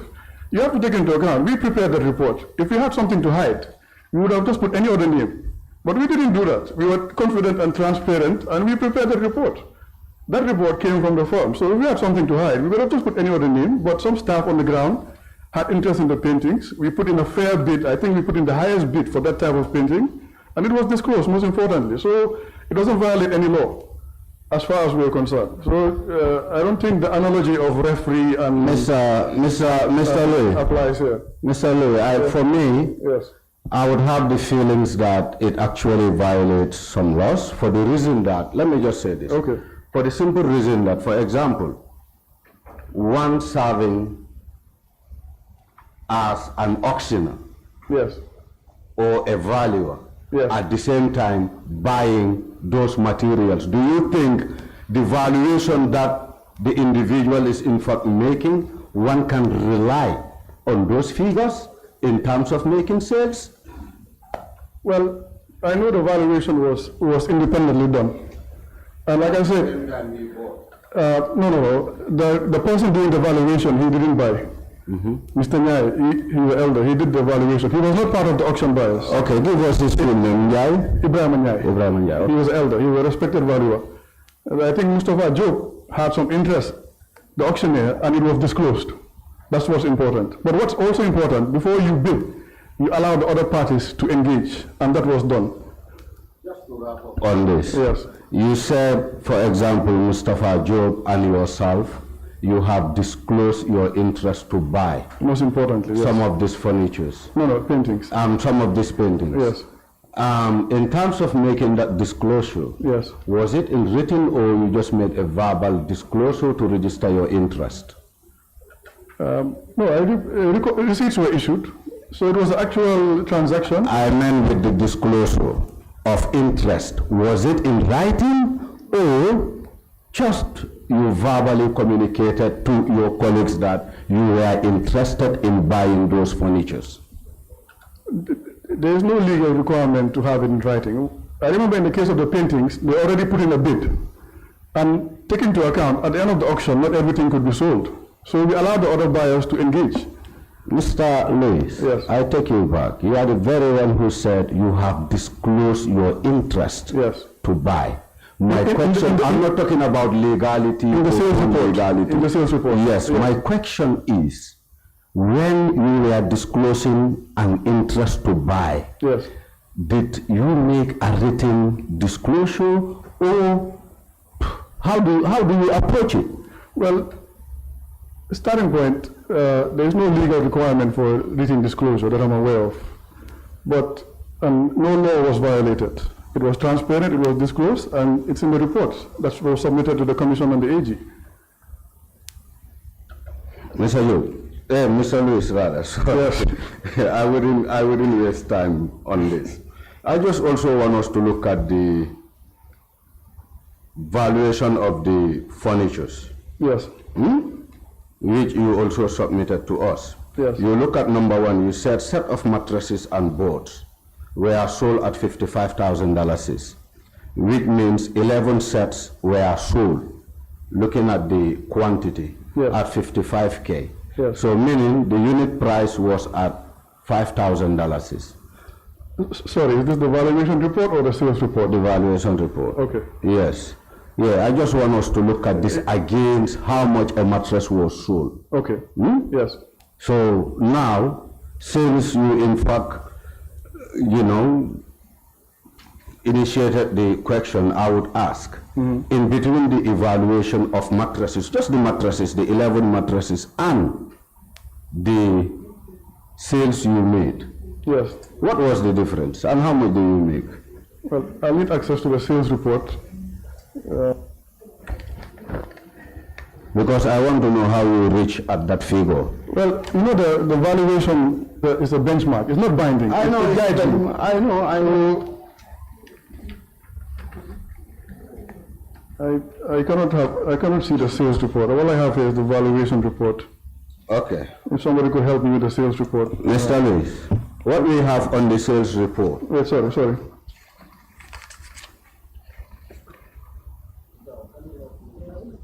Yes, I have it. Go ahead. Okay, if you look at the sales report, Yeah. you look at number 1 and number 2 by Muntaga Sala. Yes, Against the record given to us. yes, The quantity here is 8 and 14. That is number 1 and number 2. yes. And if you look at the evaluation report, it only captures 11.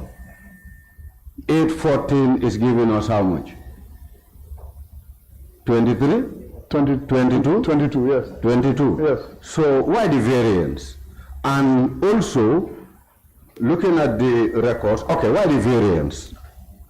Well, it could have been a typo in the evaluator's report because it was independent valuation, so it could have been a typo. But the sales report is the final report and it takes into account what was sold.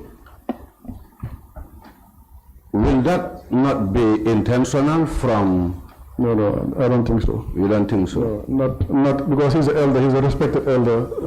Yeah, you know, And importantly, you know here we he was don't not part count of age, Oxford. point of correction, we don't count age. Some of us here seated, some of the people who voted for us Yes.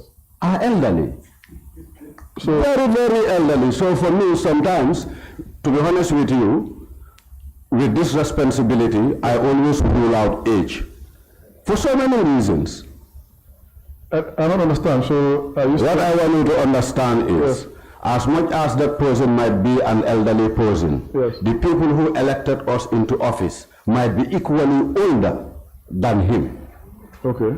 This is what I mean. So as such, also see us as people maybe who are in fact older than him, for the fact that the people who voted us in office are also elderly. Okay. But what I'm trying to say, you know, an elder will have more experience and tend to have more integrity. It's not just anybody doing the. So you are tempting the young people like yourself? No, I'm not. You're putting me in a tricky spot. No, that's not what I mean. But what I'm saying is the valuator didn't take part in the sales, and he's a respected elder that has been doing this for decades. He's a credible person. That's what I'm trying to emphasize. And he could have made a typo, but the sales report discloses the final outcome. Yes. That is very clear. I want us to look at KGI. Yes. You have talked about a 5 million stock at KGI, right? Sorry, for with what type of inventory or? In one of your- sorry, shares. Yes, Bank shares, yes, about 4.7 million. 4.7 million. Yes. Can you tell us more about the shares and where the monies are, if possible? Yes, well, when we took over, we found out that it had investments in GT Bank, in shares, but those shares were not sold during our engagement. Even though the High Court order gave us authority to sell, but we didn't sell those shares. And those shares were part of the assets we handed over. But from our side, it was not sold. Mr. Lewis, Yes. in January 2017, you stated that millions were withdrawn from the KGI account.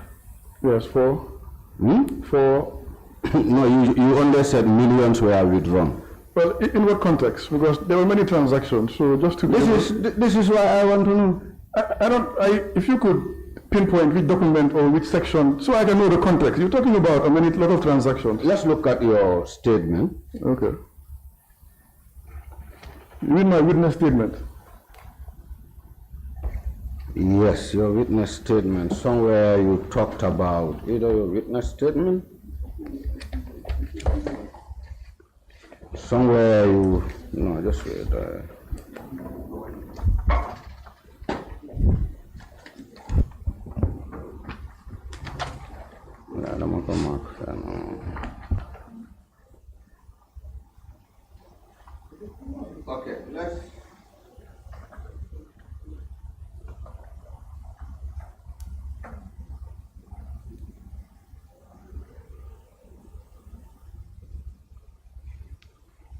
Okay.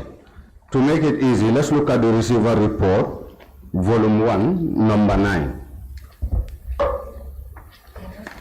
Number 9 is indicated on my book. Sorry. Volume 1. Page 9, sorry. Page 9, exactly, sir.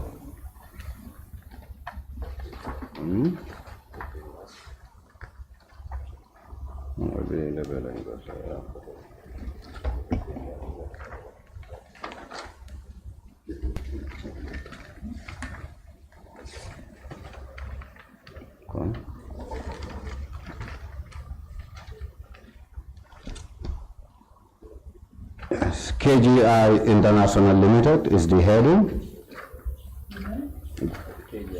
Page 9 of the KGI. You have attachment 2. Attachment 2.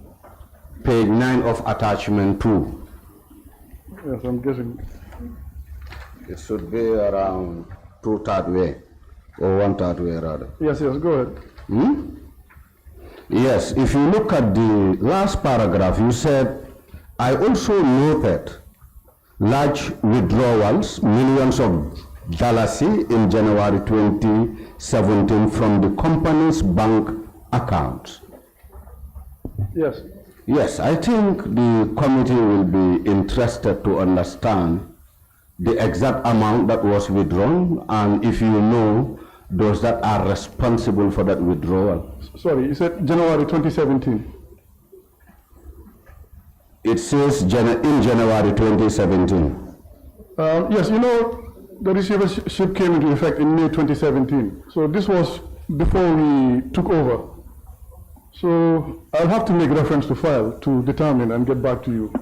Yeah, we will. But I must emphasize, this was before the receivership started. So it's possible it was used to pay suppliers or creditors, I'm not sure, but I can check files and get back to you because KGI had many transactions. But January 2017 was before the receivership started. Yeah, I can check our files. I'm asking simply because it comes from your end, from the documents you shared with us. Yes. So I feel you are the right person to give answers in respect to this withdrawal. Yes, we'll look into it and get the answer. Please, we will appreciate that. But it's, to be honest, I don't want to speculate. And to make it easy, to make it easy for you, I want to apply through the chairperson for you to tender information regarding this millions of dollars withdrawal from the company's bank account on or before Friday. Yes. 12 noon. Well, like I said, this was before the receivership, but we'll check our files. No, but it comes from your records. Yes. Let's get that right. So as such, if we write it in the report, then that is what happened. Maybe it was in the bank statement, XX withdrew, and there is no details to it. But it's possible there's an explanation for this. Yes, Luis. You capture it simply because you have an information about it. Yes. No, so as such, this is why I'm applying with the chairperson for me to get that from you on or before Friday at 12 p.m. Yes, we'll check our records. If it's traceable, we'll definitely give it to you. Yeah, Mr. Lewis, I have a lot of questions for you, but I'm withdrawing them slowly. Chair, just not to waste the time. But I want to emphasize, this withdrawal was in January 2017 before we took over the company in May. That's very important to clarify. Okay. We'll check our records. Don't worry, Mr. Lee. Now I will ask you about a money that you have direct hand in. Okay. That is with regards to Ozone Bay.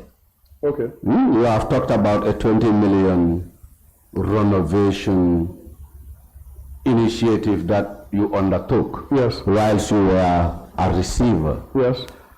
Where do you get this? Sorry, before in fact, whilst you were a receiver, but from the income that the hotel generated whilst you were managing it, or your company was managing it, if I should put it? The firm was managing it. When the firm was managing it, so let me not just put things to you, that wouldn't be fair. It's okay. This 20 million that you spend to renovate Ozone Bay, how do you read that decision? Well, the 20 million was financed from the company's proceeds. It was not a loan or any windfall funds. And You say company, that is KGI? no, or the hotels, the hotels. The hotel. Good. The hotels were very profitable. So from that profit, and when we came, we realized that it needed a new generator, it needed new furniture, new equipment, some rooms needed new AC. So it was a management decision that since the hotels were profitable, to renovate, and it needed renovation because the renovation adds value, and then you can charge the tour operators more. Mr. Lewis, you said it was a management decision. Yes. Do you have minutes of meeting or a correspondence from the management that authorize for the spending of 20 million for renovation? It should be in file, yes. Kindly provide that as well, Honorable Chair. I want to apply That's fine. he share that with us, and if possible, receipts of expenditure in relation to the 20 million. If you find it in file, we'll give it to you. Please, if you find it, give it to us. If you don't find it, report back to say, I don't find it. Yes. Because it's almost becoming an order from the chair or from the committee. Yeah, but you have to take into account, this was over 6 years ago, so, but we'll check our files. If you find it, we'll definitely present it. But, but it was transparent. Mr. Lewis, the year doesn't matter. When we were actually executing some of these responsibilities, Yes. it was also supposed to be at the back of our mind that a day like this will come. As such, Yes. we should be well prepared in the execution of our duties, wherein if one is asked to produce either evidence A or B, you can be in a position to produce. But the excuse of it has been 7-8 years, I don't think this committee can accept such. Well, it's not an excuse, because one, the Companies Act requires companies to keep records for 6 years. We're not using that as an excuse. Taking into account, we also at some point moved office. And the hotels had a lot of files, and some files were left at the hotels because we couldn't accommodate all the files in our office. So, but we'll look for it. If we trace it, we'll definitely submit it. Mr. Lee. But it was a proper evaluation, and Mr. Lee, now I'm speaking. if you visit the hotels, you'll see for yourself. No, I know that hotel. I have a tourism background. Okay, good. I know that hotel well before I become a parliamentarian. Okay. Mr. Lee, maybe a very final one. Okay. In one of the documents that you submitted, Yes. you said KFF is a large company with properties. Yes. Tell us the exact location and condition of these properties, totaling to 57 properties as alluded in page 11 in the receiver's report. Is it volume 1? It should be volume 1, I assume. Receiver's report. You want to know the locations of the properties? Every other Gambian want to know all of these properties where they are located. Maybe in fact the house I occupy belongs to the former president. You know the High Court order, Annex 1, it has the list of properties and the lease numbers. So that was the basis, and we were also requesting the lease copies from the Registrar General. We ended up with about 3 to 4, including the one for Dooms. But we have correspondences. We were following up on these lease documents, and we couldn't get much help to that effect. But we have about 2 to 3, including Dooms. But as far as these properties are concerned, if you look at Annex 1 of the High Court order, it has a list of a lot of properties, and the lease, and I believe locations and lease numbers. No, Mr. Lewis, Yes. you know the issue here is almost all that we are asking you. Yes. We have the information. Yes. Either from you, from the Commission, from the Ministry of Justice, Yes. you name it. Yes. But whilst investigations are going, Yes. we are also interested to know what information do witnesses hold. Yes, I understand. And as such, about 57 properties were under your firm's custody as a receiver. It was not under our custody. It was under whose custody? The properties under our custody was the abattoir, the KGI Future Egg building, the KGI retail complex opposite Franco Alliance, and the KGI retail complex at the traffic light, and then BPI tourism. But in terms of property custody, most of the properties were under the custody of the Registrar General, and we have correspondence in file, many following up for these leases to determine the basis and location.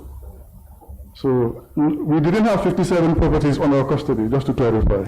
Yeah, but you reported somewhere 57 properties. Sorry, could you please, which page again on the KFF? So It should be on page 11, the receiver's report.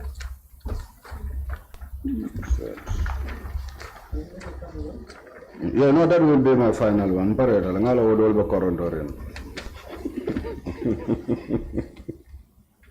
I'm not seeing it on the page 11. Is it the first paragraph or? KFF. Now, I found it on this one. Look at the volume 2. Okay. I don't have volume 2 with me. You don't provide me with volume 2, please, Council.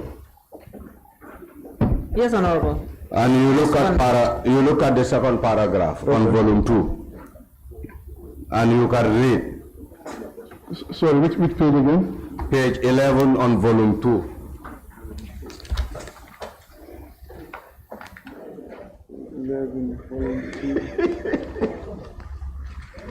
The 57 properties is referring to Annex 1 of the High Court order.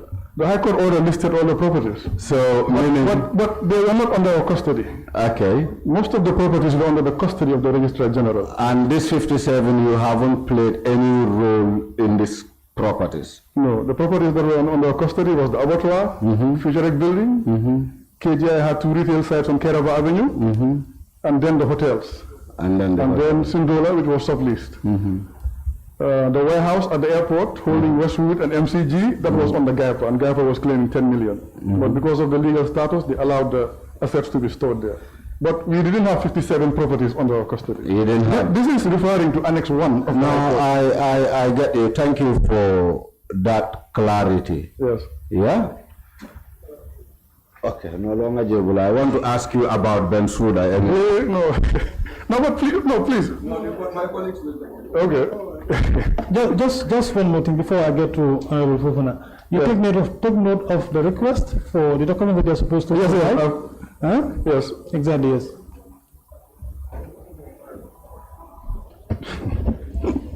Thank you very much, Chair. Thank you, Mr. Louis. Yes. I will not be having much questions for you. I just want us to set a background. The 17 companies that you were managing, Yes. were you eventually able to do a valuation of their assets? No, because our engagement was to manage, not sell. So we didn't do valuation on the land. Only valuation we did was from what I recall, was for Dunes, the auction. But as far as the properties that were under our custody, we didn't do a valuation because our engagement was not to sell. So we didn't effect valuations. But were you at any moment in time able to establish, a capital assets register for them, taking into inventory everything they owe? We took inventory, and then also, for example, companies like KGI, there's a balance sheet. In the balance sheet, you have fixed assets, and there's a note to that effect. It will give you land and building, vehicles. So that will give you an indication of the valuation. So, but we didn't do any valuation for the properties because it was not our engagement to sell. But in file, you could see some indication in terms of the valuation. Only valuations I recall was for the Dunes auction, which was done by Ian Mech Services, Mr. Nyai. Yeah, it will be important to know, even if at all it's going to be their historic cost. Yes. During the time you were there as the receiver, Yes. or let's say this, let's put it at the tail end. Yes. At the end of your receivership, were you able to establish even the historic cost of those companies that were with regards to the assets they were having? We did inventory at the closing. Certain assets, we have to rely on what's on file. If there is a fixed asset register and balance sheet, certain assets, we could access the invoices or receipts. That will give you an idea of the acquisition cost. And then, you apply depreciation, apply the net book value. But it was not our mandate to do a valuation which was going to support a sale because we were just temporary managers. But certain companies, based on records in file, we had an indication of what the value are. For example, KGI, it was audited. There's a balance sheet. I will give you indication of what the value of the company is. BPI Tourism as well. Certain companies, we have no records to make reference in terms of valuation. Even Dunes, normally, even when we hire a valuation company, we do our own valuation. That is, if we have access to invoices or receipts that tell you the acquisition costs. So we have a software, fixed asset software. We'll do our own valuation if the information is there, and then we compare it to what the valuation firm is giving us. In most cases, the variance is not much. But it depends on how much information we can access. But normally, if we have access to the receipts and invoices, we can do our own internal valuation. But land and buildings, normally you need a quantity surveyor. We will hire Spinks or Francis Jones, or sometimes we'll use both of them and do interpolation and find an average. But sometimes the variances are not much. Yes, sir. Yeah. Mr. Louis, I think we'll agree on this. Yes. You had powers, huh? You are not only a receiver, but you are the receiver manager, right? Yes. So, as such, when you assume that role, the first thing you will have to look at will be the liquidity of the company, not so? Yes, the How cash flow. liquid they The are, cash flow, yes. how yes, solvent they yes, are. Yes, that's true. So, as such, you must have an idea as to what you are managing. Yes, Am I right? Yes. So this is exactly what I'm asking you. When you were starting, what was the fair value of these assets, these properties, or these businesses? Well, each company is different, and to put reliance, it depends on the information. Normally when you take over, you request the statement of affairs. The directors have 14 days to respond to you in line with the Companies Act. So that is your starting point. And normally the first month we do due diligence based on the records we can access. So it falls on how much information we can access to make a decision that, okay, this is the estimated value.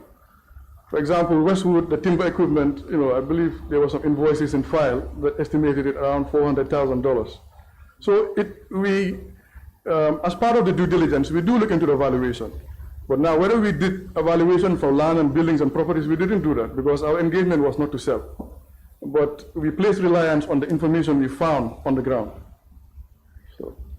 Yes, because why I'm asking this is, I've gone through the report. Yes. But most of the list of assets I've seen will just be the list, but there are no values attached to them. Yes. You mean the inventories? Yes, the inventories. Yes. So what I would like to ask is, if at all you can help the committee with the fair value assessment you had at the beginning of your engagement and at the end as well. Okay. Do you have that information? Well, I'll have to check files. Yes, we'll have to check the files. Because there are 3 companies you stated that We're active. were active. Yes. That they were active and they do have assets. Yes, and there were balance sheets to that effect. Perfect. It gives you indication of the value. Thank you. Yes. So it will be very important if at all we can have those values at the beginning of your engagement. Yes. And at the end of your engagement as well. From there, the next point I want to pick you on will be on the claims. Yes. With regards to the claims, I would refer you to, let's go to page 7. Page 7 of the Receivership Report, Volume 1. Okay.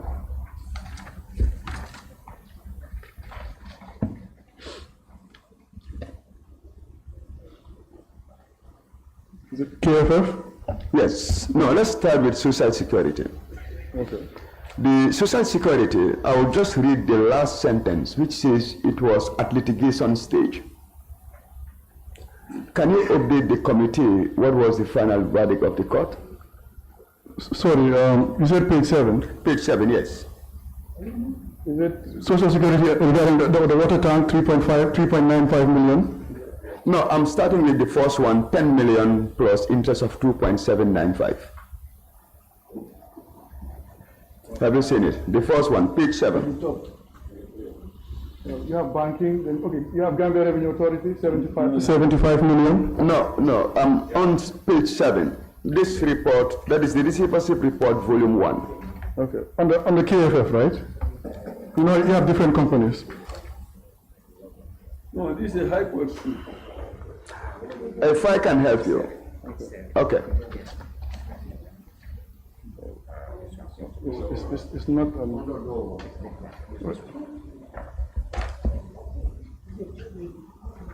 Have you seen it, Mr. Ray? You know, in volume 1, you have the executive summary. Yes. And then each company had its own attachment. So I believe it's the executive summary. No, I'm not on the executive summary. This is the receivership report, volume 1, High Court suit number. You have it? Yes, yes. No, I can see it now. Go ahead. Okay. Yeah. Page 7. They're different reports, yes.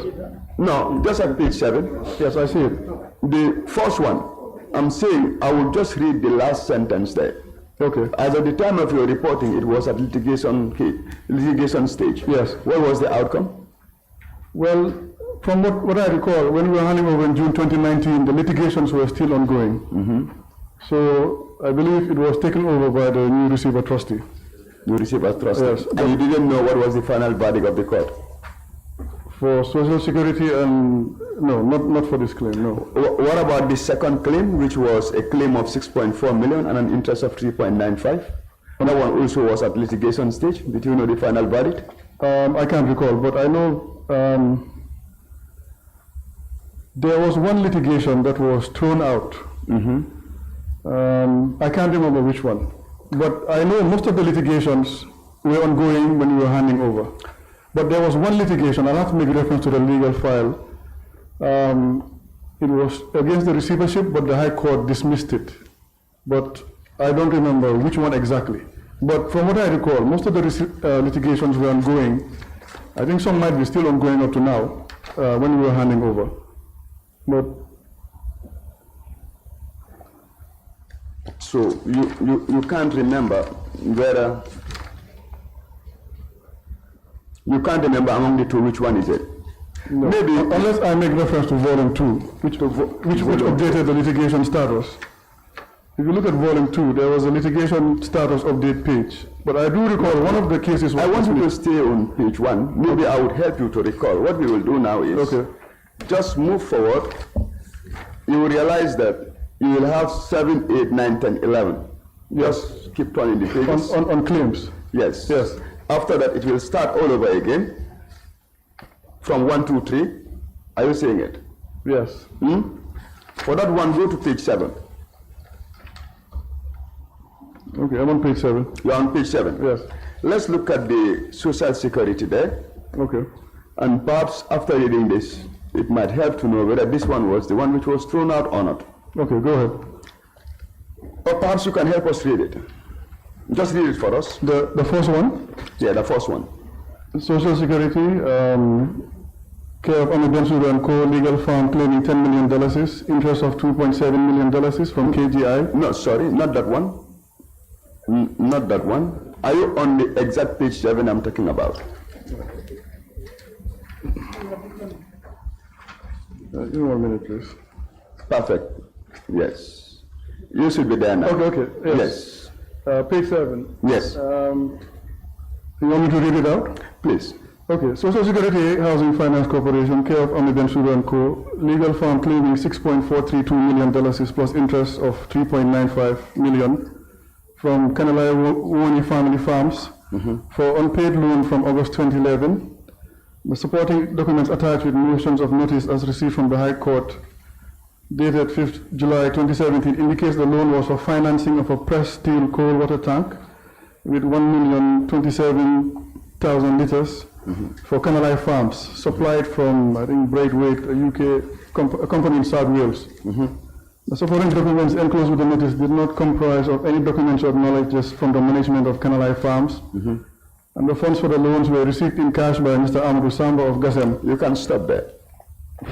Was this the case thrown out or not? I'll have to make reference, but I do know one of the cases was thrown out. Okay, my question here is, Yes. You said the supportive documents enclosed with the notice. Who sent you the notice? I believe it was from the Social Security's lawyer, if I recall To be correctly. specific?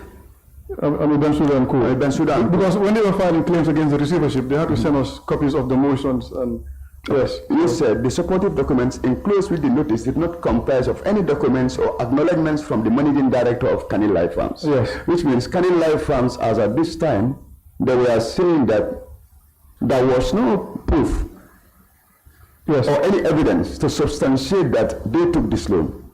But funnily enough, there are traces or evidence to indicate that the amounts were taken by who? It indicates Mr. Amadou Samba. Mr. Amadou Samba. Yes. Yes. What was did you have any challenge with regards to this case? No, our lawyer was defending the receivership at the High Court. But I'll make reference, I think in volume 2, in the litigation status, it mentioned which case was dismissed. One of the social security cases, I believe, was dismissed. It could be this one, but I don't remember offhand unless I make reference. And when did this case start? Was it before January 2017 or after January 2017? No, this was in July 2017. This was in July? Motion received July 2017. This was just after the receivership started in May. This was after the receivership started? In May, yes. And eventually this was after President Janneh also have left? Yes.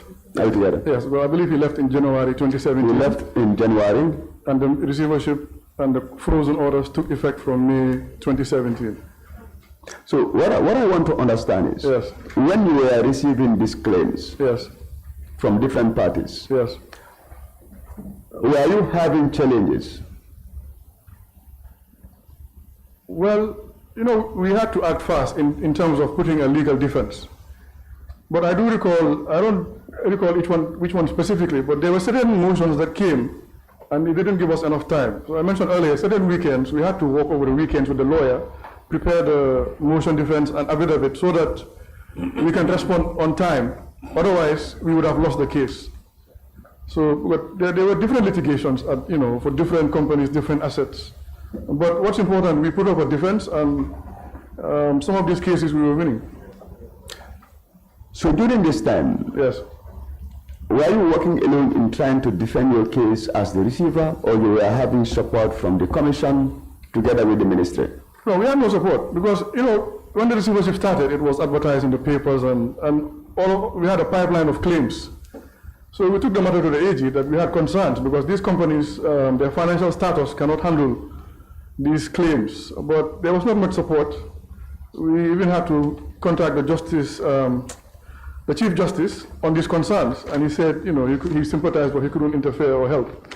Because, you have assets frozen at the High Court, and then you have parties also claiming against the receivership at the High Court. I think that was one of the bases. One of the motions was against the receivership was dismissed, which was a solid reason. But the major challenges we had in the beginning, there were many claims coming. We didn't have enough support. Then we had our own lawyer. But then even in the lawyer, he got frustrated. We had difficulties because they were making fuss about his fees. And his fees were very reasonable because knowing what lawyers would charge just for one of these properties would have exceeded his total fee. He even had to give a discount of 1.52 million. So our lawyer too was frustrated, but it was a very tricky situation. But what's important, we were defending these assets from being negligent or from these assets being claimed by third parties. And we did that until we handed over. Okay, let's go back to the initial page 7. Yes. Then I would ask you a final question, putting all the cases together.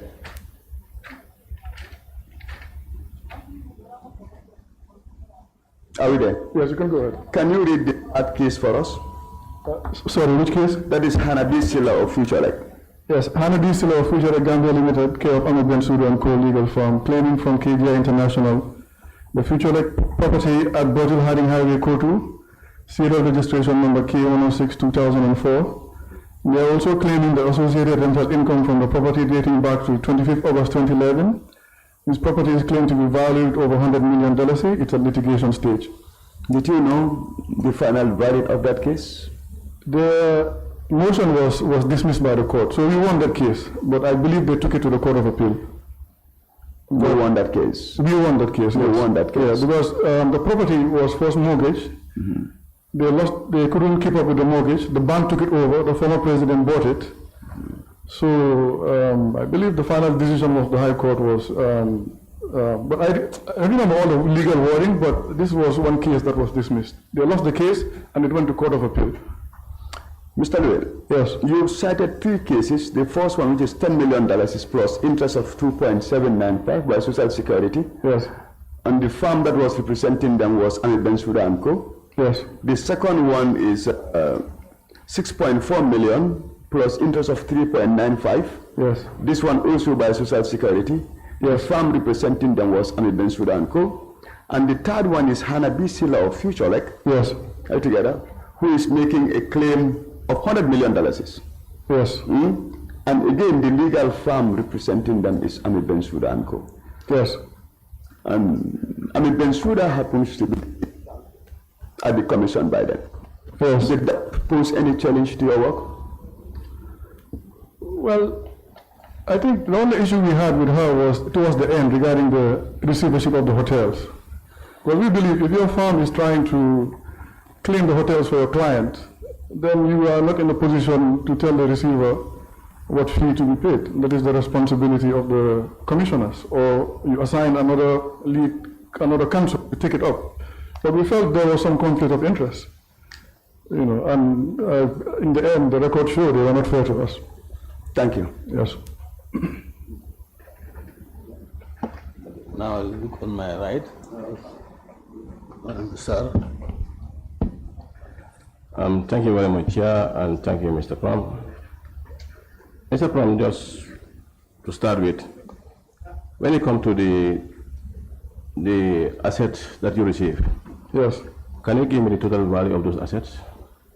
For all the 20 companies, The one you receive here, we'll have to compile that.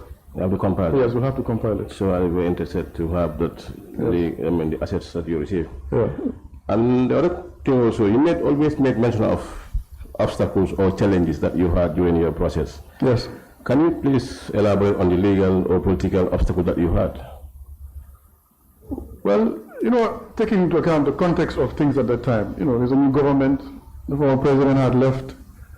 So, as a receiver, you have to be independent. You're between the former AG and the former president. So it's a very tricky and sensitive line but you have to give both sides an ear, they call it. So, but there were challenges, in terms of the hotels, there was pressure to transfer, but there was no legal option. There were challenges in terms of we had, claims and debts totaling almost $1 billion. We had 5 to 6 litigations at the courts. So, well, in terms of political challenges, well, it's not on record, but there were 2 political persons that were interested in the abattoir. They came to the office. I can't recall their name, to be honest. We told them to write, abattoir is not for sale. I remember the wording was, we were part of the coalition, we have nothing, so-and-so is minister, so-and-so is this. So we told them, we have to be fair and diplomatic. We told them, abattoir is not for sale, but send us a letter, and we never heard from them. And to be honest, I can't recall the name, but they did mention the. So the matter was political, it was sovereign, it was state, it was legal, it was financial. So you have many tricky variables we had to juggle and manage. But our main challenges was the claims, the litigations, and the DPI tourism, and also security challenges as well, because the former IG could not give us support for all the locations, so we had to use private security. So those were the main challenges we were facing. Yeah, Mr. Ram, you mentioned that people came to apply, especially the abattoir, and then you were pressurized to transfer the hotels. Yes. Where was this pressure coming from? Well, the hotels, Social Security wrote that we should cancel the lease and transfer because they knew tour operators interested offering more money, and there was no legal option. So there was pressure to that effect, and the former AG also wanted us to transfer the hotel to Social Security. He wrote a letter saying we shouldn't object, but that was not right. So we put up a defense, and well, those are the major challenges I can recall. What was the former AG? The former AG at that time, Abubakar Batambiru. What was the former AG? During our receivership engagement. From pressurizing you to do the transfer of the hotel? Yeah, because his justification was the tour operator that's interested is planning to do major investments in Gambia, and the OIC is coming. So, as a result, they wanted us, it was in writing, requested us to release the hotels to Social Security, but we couldn't. It was frozen by the Janneh Commission, High Court orders, and also there was a management contract If there was an option, safe one, we would have done it, but we couldn't. So maybe it was illegal. Yes, it would have been contempt of the court, contempt of the Janneh Commission, and also conflict with the current management contract already found in place. So like a trained lawyer pushing you to transfer something that was illegal. Well, I will not say pushing, but there was pressure. Yeah, that was the pressure. Yeah. The pressure was for you to transfer. Yeah, and if there was a safe option, you said no. Yes. It was all you said yes would have happened. Well, if we had accepted, Exactly. it would have been illegal. Yes. But they would have got the hotels through the back door. Exactly. And then we will be faced with the legal risk. Exactly. And the claim would have been very high. Exactly. So like you said no because it was illegal. It was illegal and risky for us. And then the other thing also I want to ask, in your statement, you mentioned about real estate. Were there any real estate for the former president? Yes, the May 2017 order, High Court order, Annex 1, there's a lot of, I believe the Janneh Commission mentioned here 200, 300 properties. So the High Court orders listed all the properties. But there were only a few in our custody. From what I recall, most of the properties were under the Registrar General.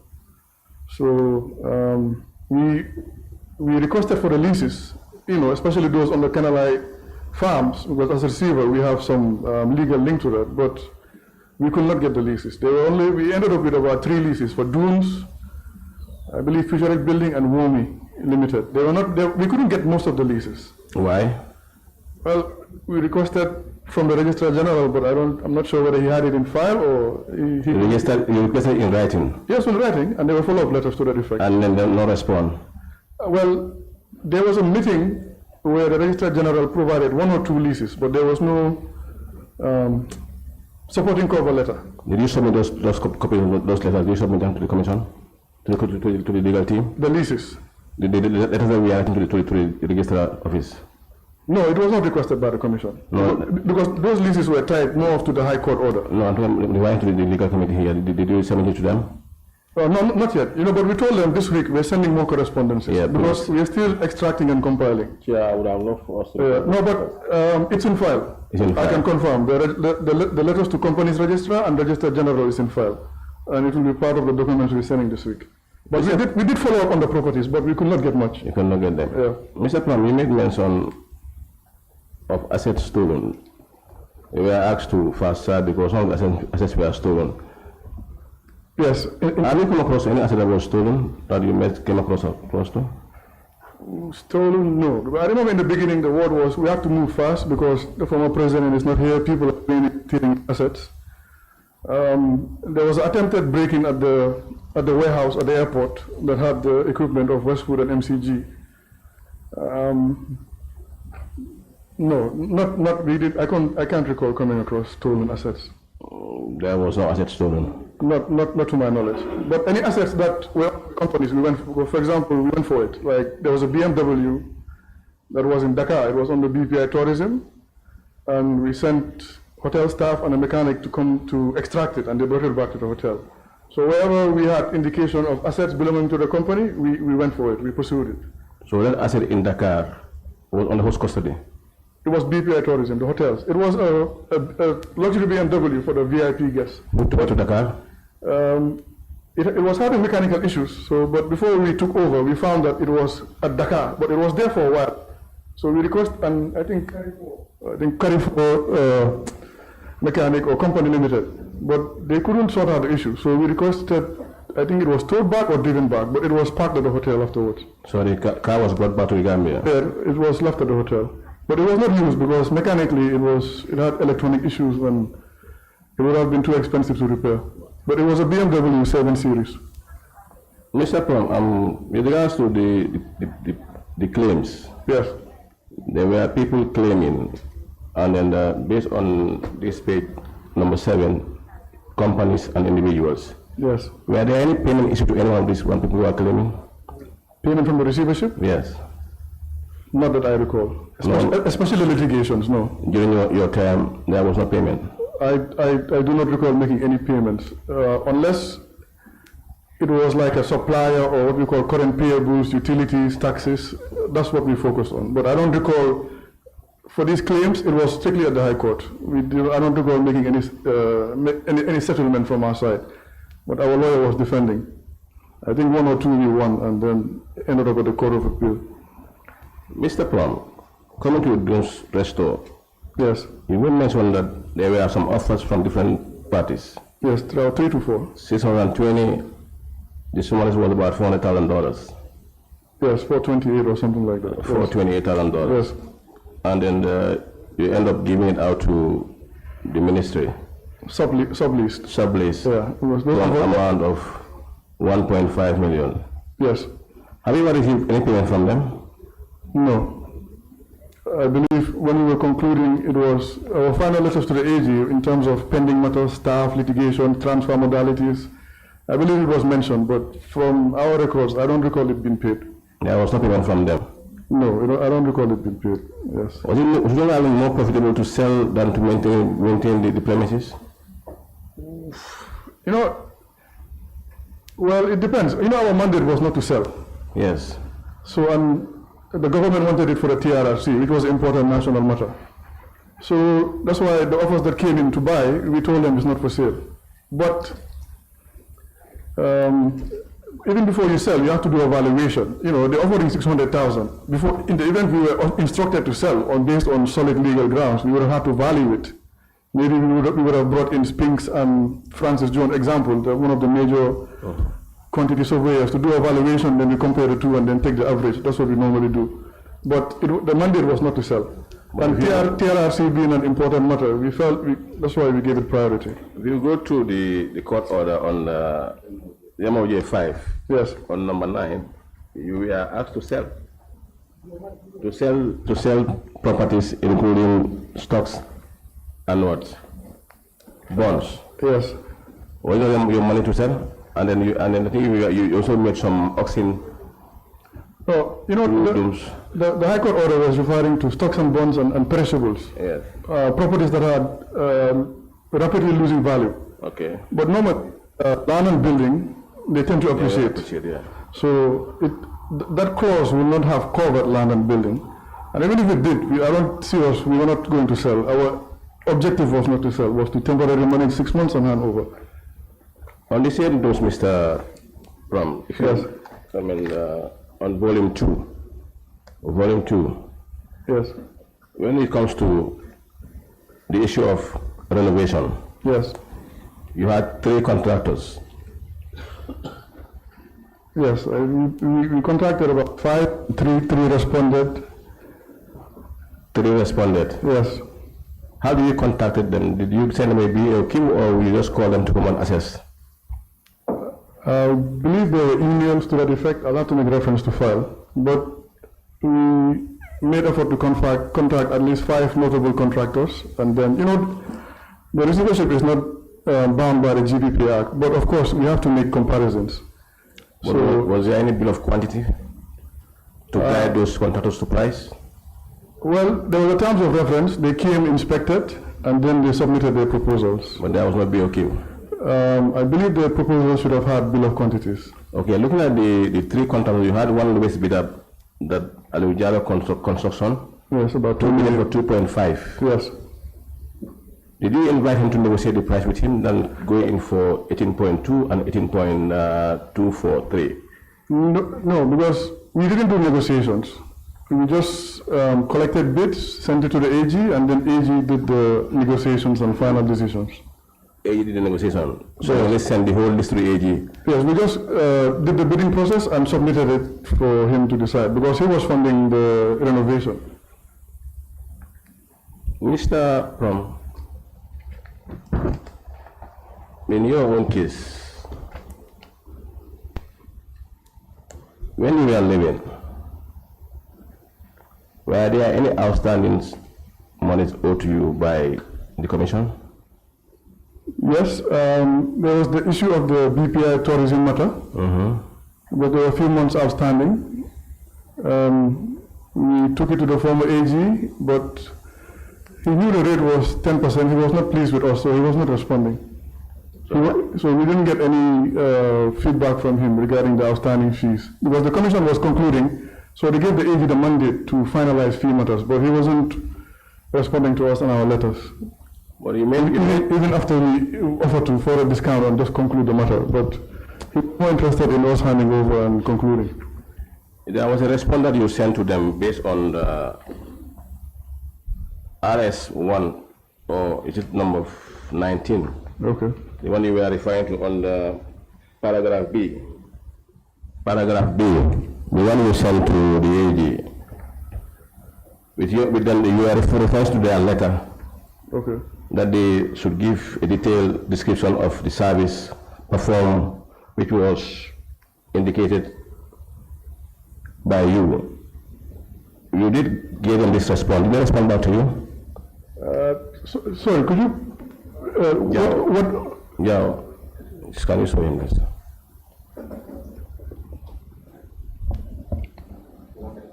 Yes, down. The whole this thing.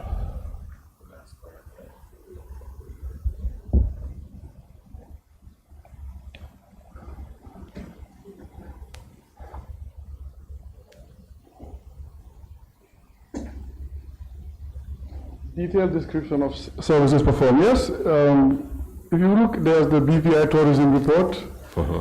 And our correspondences with the commission at that time regarding fee matters, AG was copied, but he was not responding. And we tried to meet with him. We had a final meeting with him. It was a bit cold. He was not happy, but he didn't even discuss the fee matter. But we did give not just the list of sales, but also the accomplishments. Basically, all the details of the hotels was with AG and the commission. But he was not responding.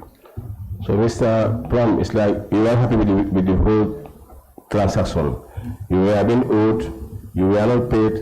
Later on, you take the intention of resigning or even leaving the position whilst they were owing you. Is that correct? Well, yeah, because at that time, the way they were dealing with it was not fair, it was not professional. We were frustrated, and they didn't, what we call, intend to negotiate. They didn't seem to have intent to negotiate. So we didn't see a fair or successful conclusion with the Janneh Commission. And then when we took the matter to the AG, the correspondence to the effect, he didn't respond. And what triggers that? Well, at that time, the AG was not happy with us because of the hotel matter. We couldn't transfer the hotels to Social Security. And he knew the rate was 10%, but he just kept himself out of it. So it was the hotel that was not transferred, and then the same Social Security also was represented by whose firm? Social Security initially was represented by Ami Bensura. But then after Abdullah Siso took over. Yeah, before Abdullah taking over. Yes. He took over the responsibility from the firm. Yes. You were receiving correspondence, as you mentioned. From Social Security, copying the lawyer, Yes. Ami Bensura. Yes. Yes. When she was still the legal counsel. Well, her firm, yes. When she was still the legal counsel. Yes. And then from there, this issue came up. When we were asked to transfer to Social Security, we refused to, and then we started getting from nowhere. I cannot put a finger on it, but the timing was suspicious. So there's a possibility, maybe because of the hotel issue, they came back to get us regarding the technicalities of the hotel fees, but they didn't have solid legal grounds. So the conclusion we have been owed and we are not paid. Well, yeah, the AG was not responding. Janneh Commission concluded. So, basically, the way it was done, it was not fair. And you have been owed. You are still owed. No, we are not owed. It was settled after. All the months are paid. It was settled afterwards. Yes. Thank you, Chair. Yeah. Very quickly, because many of my questions have been. Yes, thank you very much, Mr. Prom. Mr. Prom, you mentioned that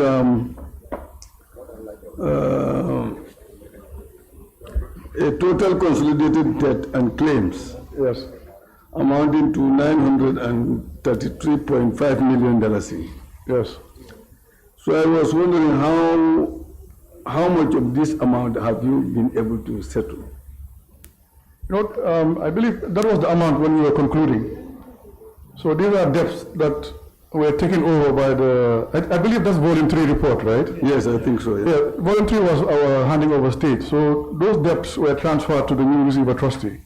Okay. For example, KGI had about 50 million for which we tried to pursue with our lawyer, but debtors were not responding. Yeah. You know, even the former president set up a task force for KGI debtors, you know, for rice, flour. You know, KGI was selling a lot of commodities. Yeah. But from what I was informed by staff at KGI, even that they didn't have much success. So, you know, taking into account the political context of Gambia at that time, you know, debtors were not ready to I believe some made payments, but it was very minor. And it would have taken a long time to get, and 50 million is a lot of money. If there was an option to claim it back, we would have definitely taken steps to. So, but all those debts, 933 million, almost $1 billion was transferred when we were handing over. So its final status, I cannot discuss on. Okay. Yeah, you were talking about orders coming from the High Court. Yes.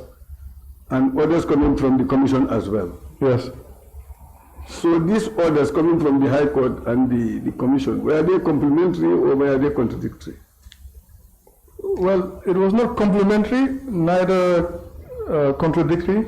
Okay. Because the 17 companies on the High Court orders were different from the 3 companies on the Janneh Commission. But for example, Westwood on the High Court is connected to BPI Tourism. So, because they're under the BPI group. Westport is also on the BPI, that's connected to Westwood. So you had Westwood on the High Court, BPI and Westport on the Janneh Commission orders. So. Okay. Yes, you were also saying that the High Court order gave AP, yes, the authority to sell stocks and bonds. Yes. But in addition, you were also saying that that was not applied by the AP. Why? Well, you know, our focus was to manage, not sell. You know, our position was the selling should come after. Okay. Because everything was based on the Janneh Commission concluding, and then the basis of that will be used to justify the sale or, you know, take further legal procedures. But we had the legal authority to sell stocks and bonds, but we didn't, because our focus was management, and also it gave us powers to sell assets that are depreciating quickly. But the only sales we were involved was Dune's auction, the furniture. But we didn't. I believe KGI was left with $4.7 million in GT Bank stock. So you just forgo the order from the High Court? As in we ignored it, or we didn't apply it, or? Well, you said it's not applied, so. Well, yeah, we didn't apply it because our intention was not to sell. We could have, but we avoided selling the shares, so we left it where it was. Okay. Okay. In addition, you also said BPI tourism receivership fee matter, where you said AG MOG did not respond in writing. Yes. On these matters. Yes. And AG MOG was not pleased with the receivership. Yes. For not transferring the BPI tourism hotels to interested parties. I just want you to do a simple explanation on that. Yes, you know, Social Security had new offers. Yeah. Going up to €500,000 from tour operators or new tourism companies. Okay. So they wanted to cancel the lease, and the Romanians took it to the High Court. So as a result, the lease was tied down or frozen. Yeah. So and then after we came in as receiver on the BPI Tourism Janneh Commission, so that's an additional freeze. And then there was a management contract. So there were 3 legal barriers that were stopping us from releasing the hotels, whether a lease or management contract. The former AG wanted the hotels to be transferred to Social Security so that the new parties would have access to manage the hotels, but legally we couldn't. So as a result, he was not pleased. And towards the end, you know, he was not responding on transfer matters, staff litigations. He was more focused on the basis of your receivership. The High Court has expired. Yeah. Now, it was our mandate. Now it's time to transfer. Basically, the assets were transferred to the AG, not even, you know, because the handing over notes was with the AG. Okay. Final inventory was with the AG. The only transfer we did to the receiver trustee was the funds, 1.48 million, from the remaining funds in the bank accounts. So, but in the end, you know, he was not responding. Last meeting he was a bit harsh. Okay. I remember my father being an elder, putting him in his place, and he kept quiet. Bingo was there, he was concerned, you know. So, but we just kept the professional, counted his points, and that's why we concluded with him. But I mean, like we said, we gave him an air, we were fair, but we couldn't allow him to put us in a situation where we do something illegal and damage ourselves.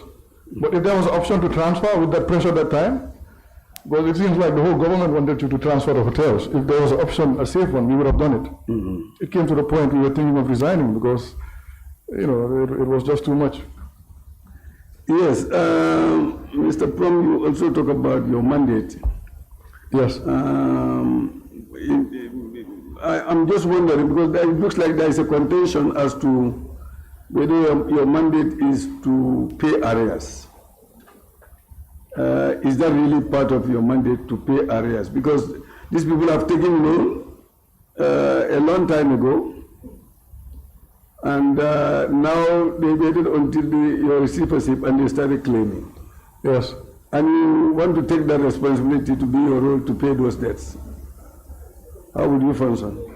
Well, if the claim was fair and there was funding to settle it, for example, taxes, NOIC, Yeah.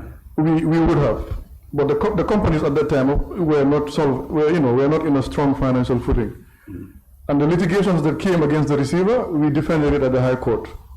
But in our opinion, because the High Court had already frozen those properties, those claims should have waited until the process had concluded. Exactly. But they didn't want to wait. So because the former president was gone, it was now an advantage to try to get it back from the receiver. And because we put up a defense, I guess safe to say some parties didn't like that. But that was the right decision. Otherwise, by now, we would have been negligent for billions of dollars, and who's going to help us? No one.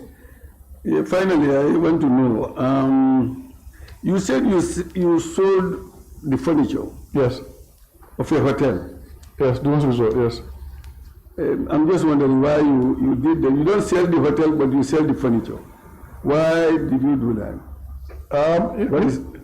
You know, hotel starting point, it was on the receivership, September 2017. Yes. We had offers to sell, but we told them, we had offers they wanted to buy, but we told them it's not for sale.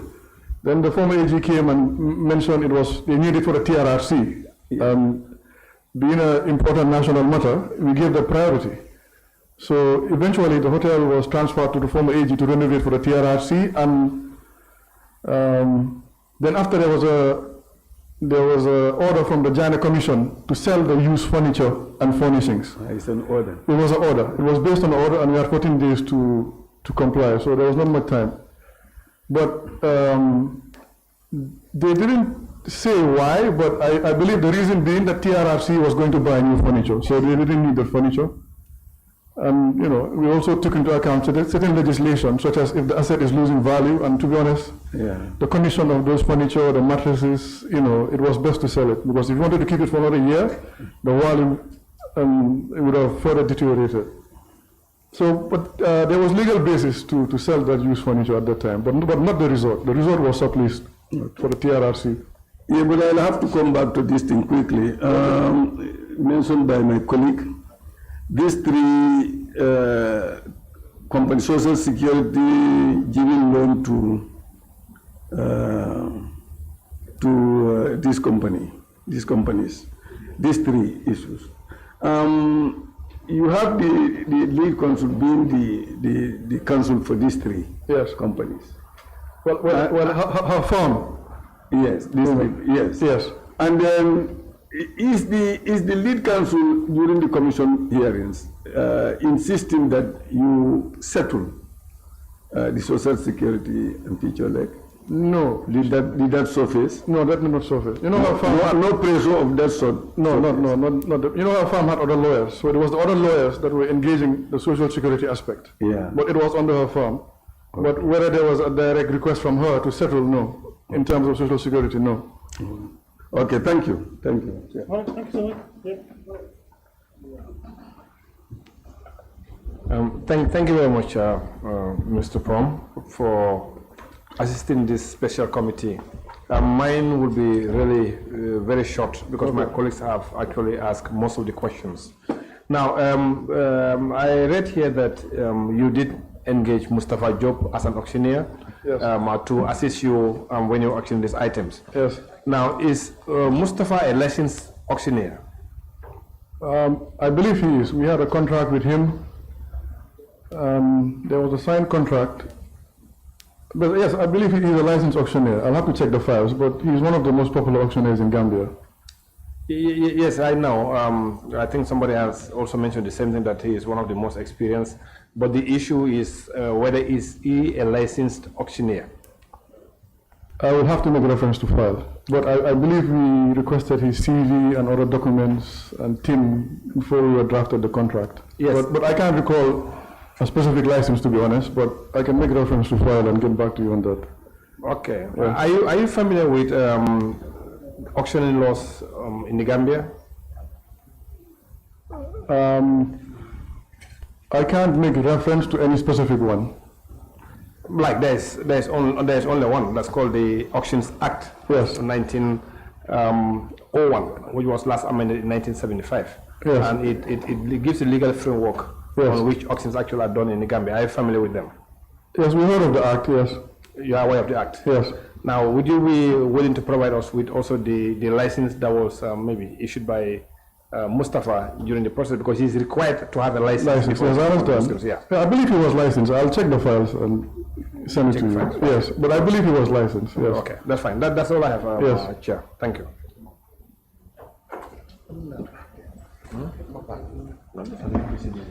All right, thank you, Mr. Paul. Quickly, Council, do you have any more clarification before we adjourn for today? Council is done. Yes, please. Just a couple of questions, and I will check.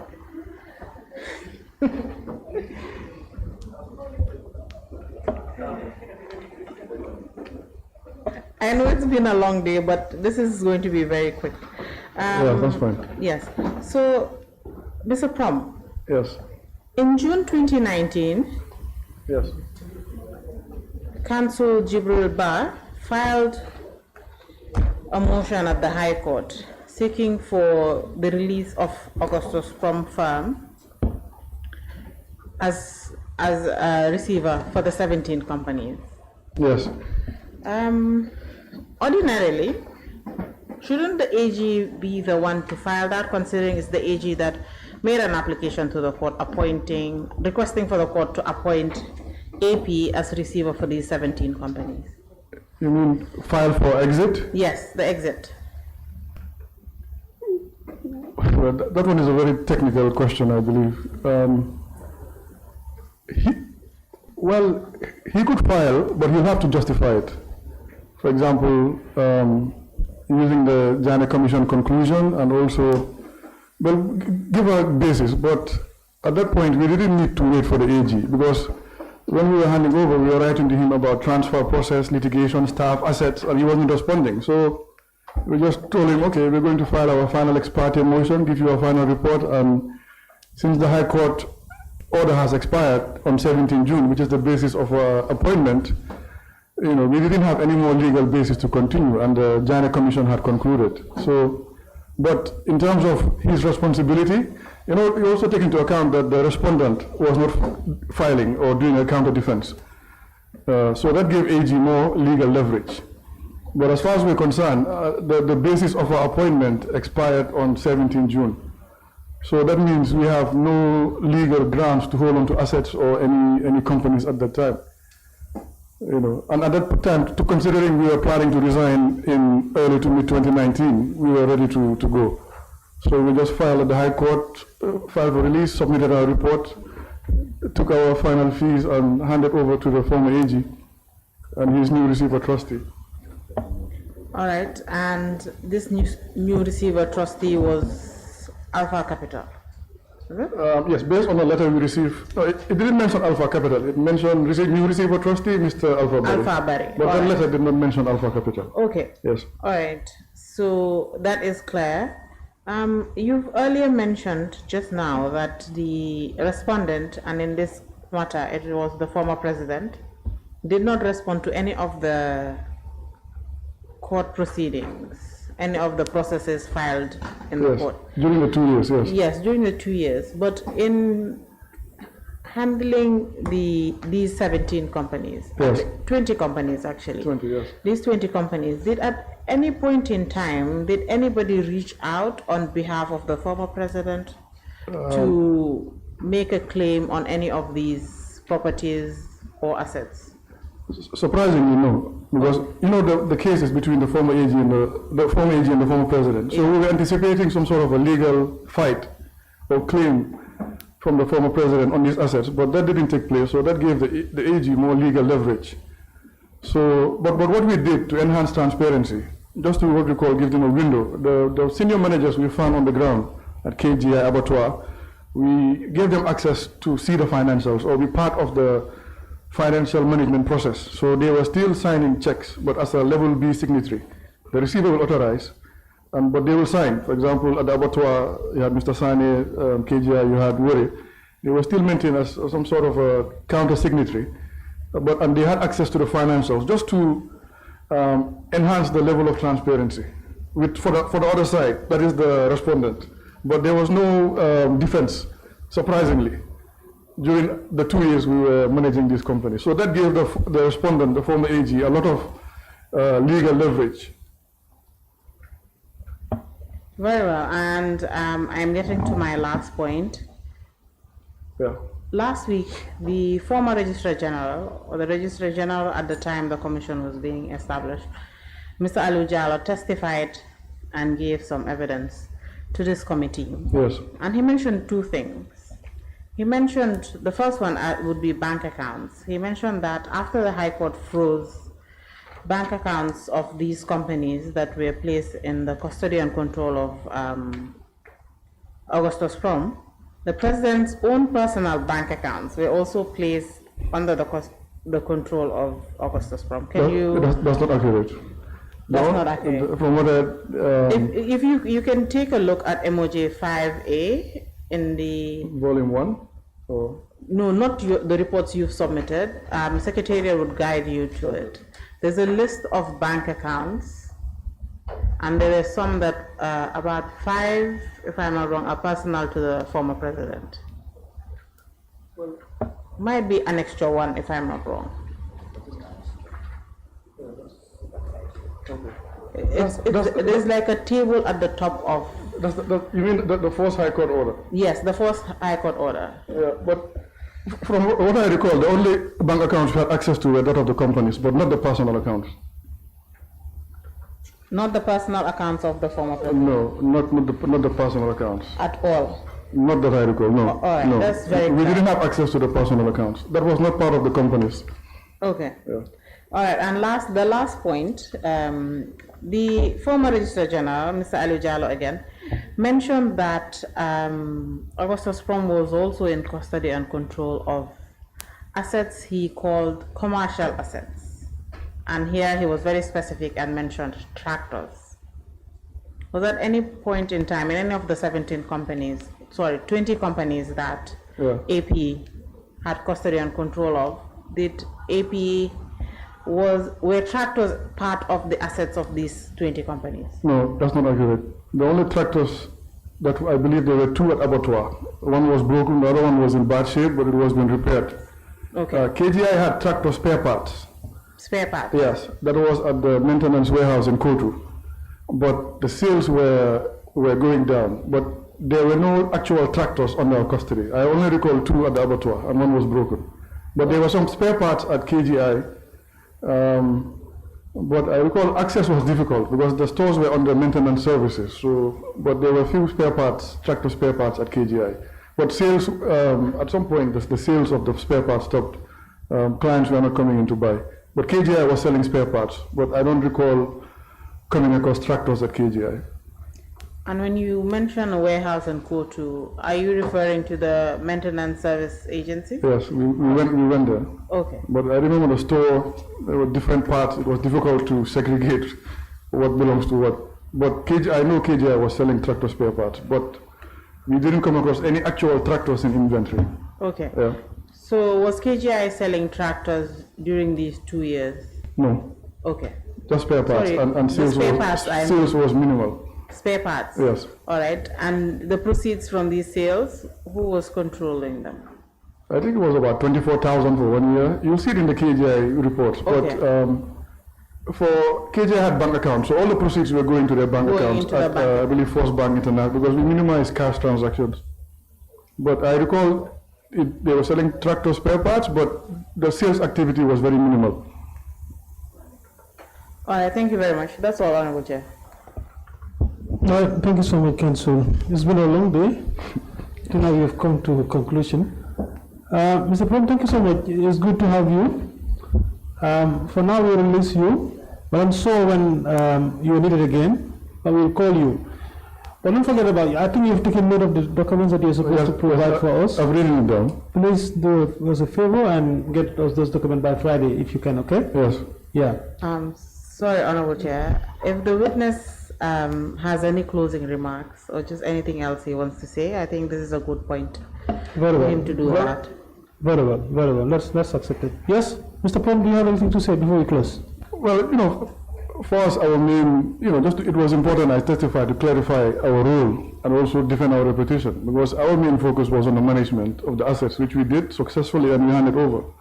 And all the sales we involved was for the Doings Used Furniture, and that was, I believe, done in a transparent process and advertised and reported, and final proceeds were transferred. So I can't think of any, I think most matters have been discussed, but I think, in my statement, I think there's a need for some sort of a Sovereign Wealth Fund Act, so the proceeds, or what we call windfall proceeds of the government, could be invested to build wealth for the nation instead of relying on endless loans and grants. That's something to consider. But I think we discussed a lot of matters. We had a whole day. So, but as far as I'm concerned, I think we were transparent and we were careful as well. That's why we had issues, as you could see, towards the end regarding the hotels and fees. But we made, I think, the best decisions for those companies. And then we handed over in June 2019 and left it to the former AG and his team to continue. Thank you so much. Thank you.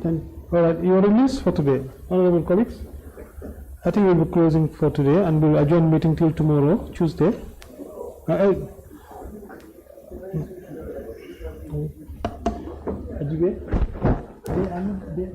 taking minutes now until tomorrow 14 in the morning. Then we will look at it. That's why I am going to close. Tomorrow we did it.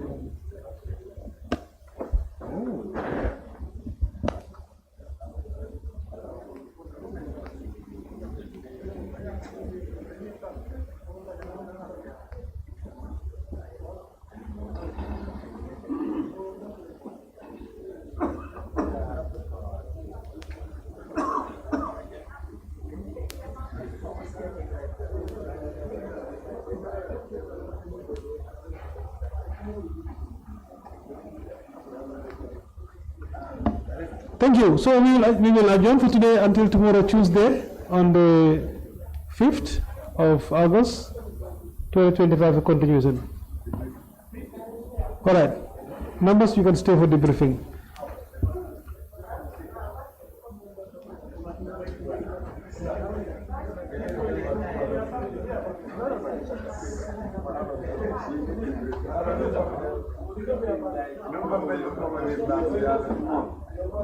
Yeah.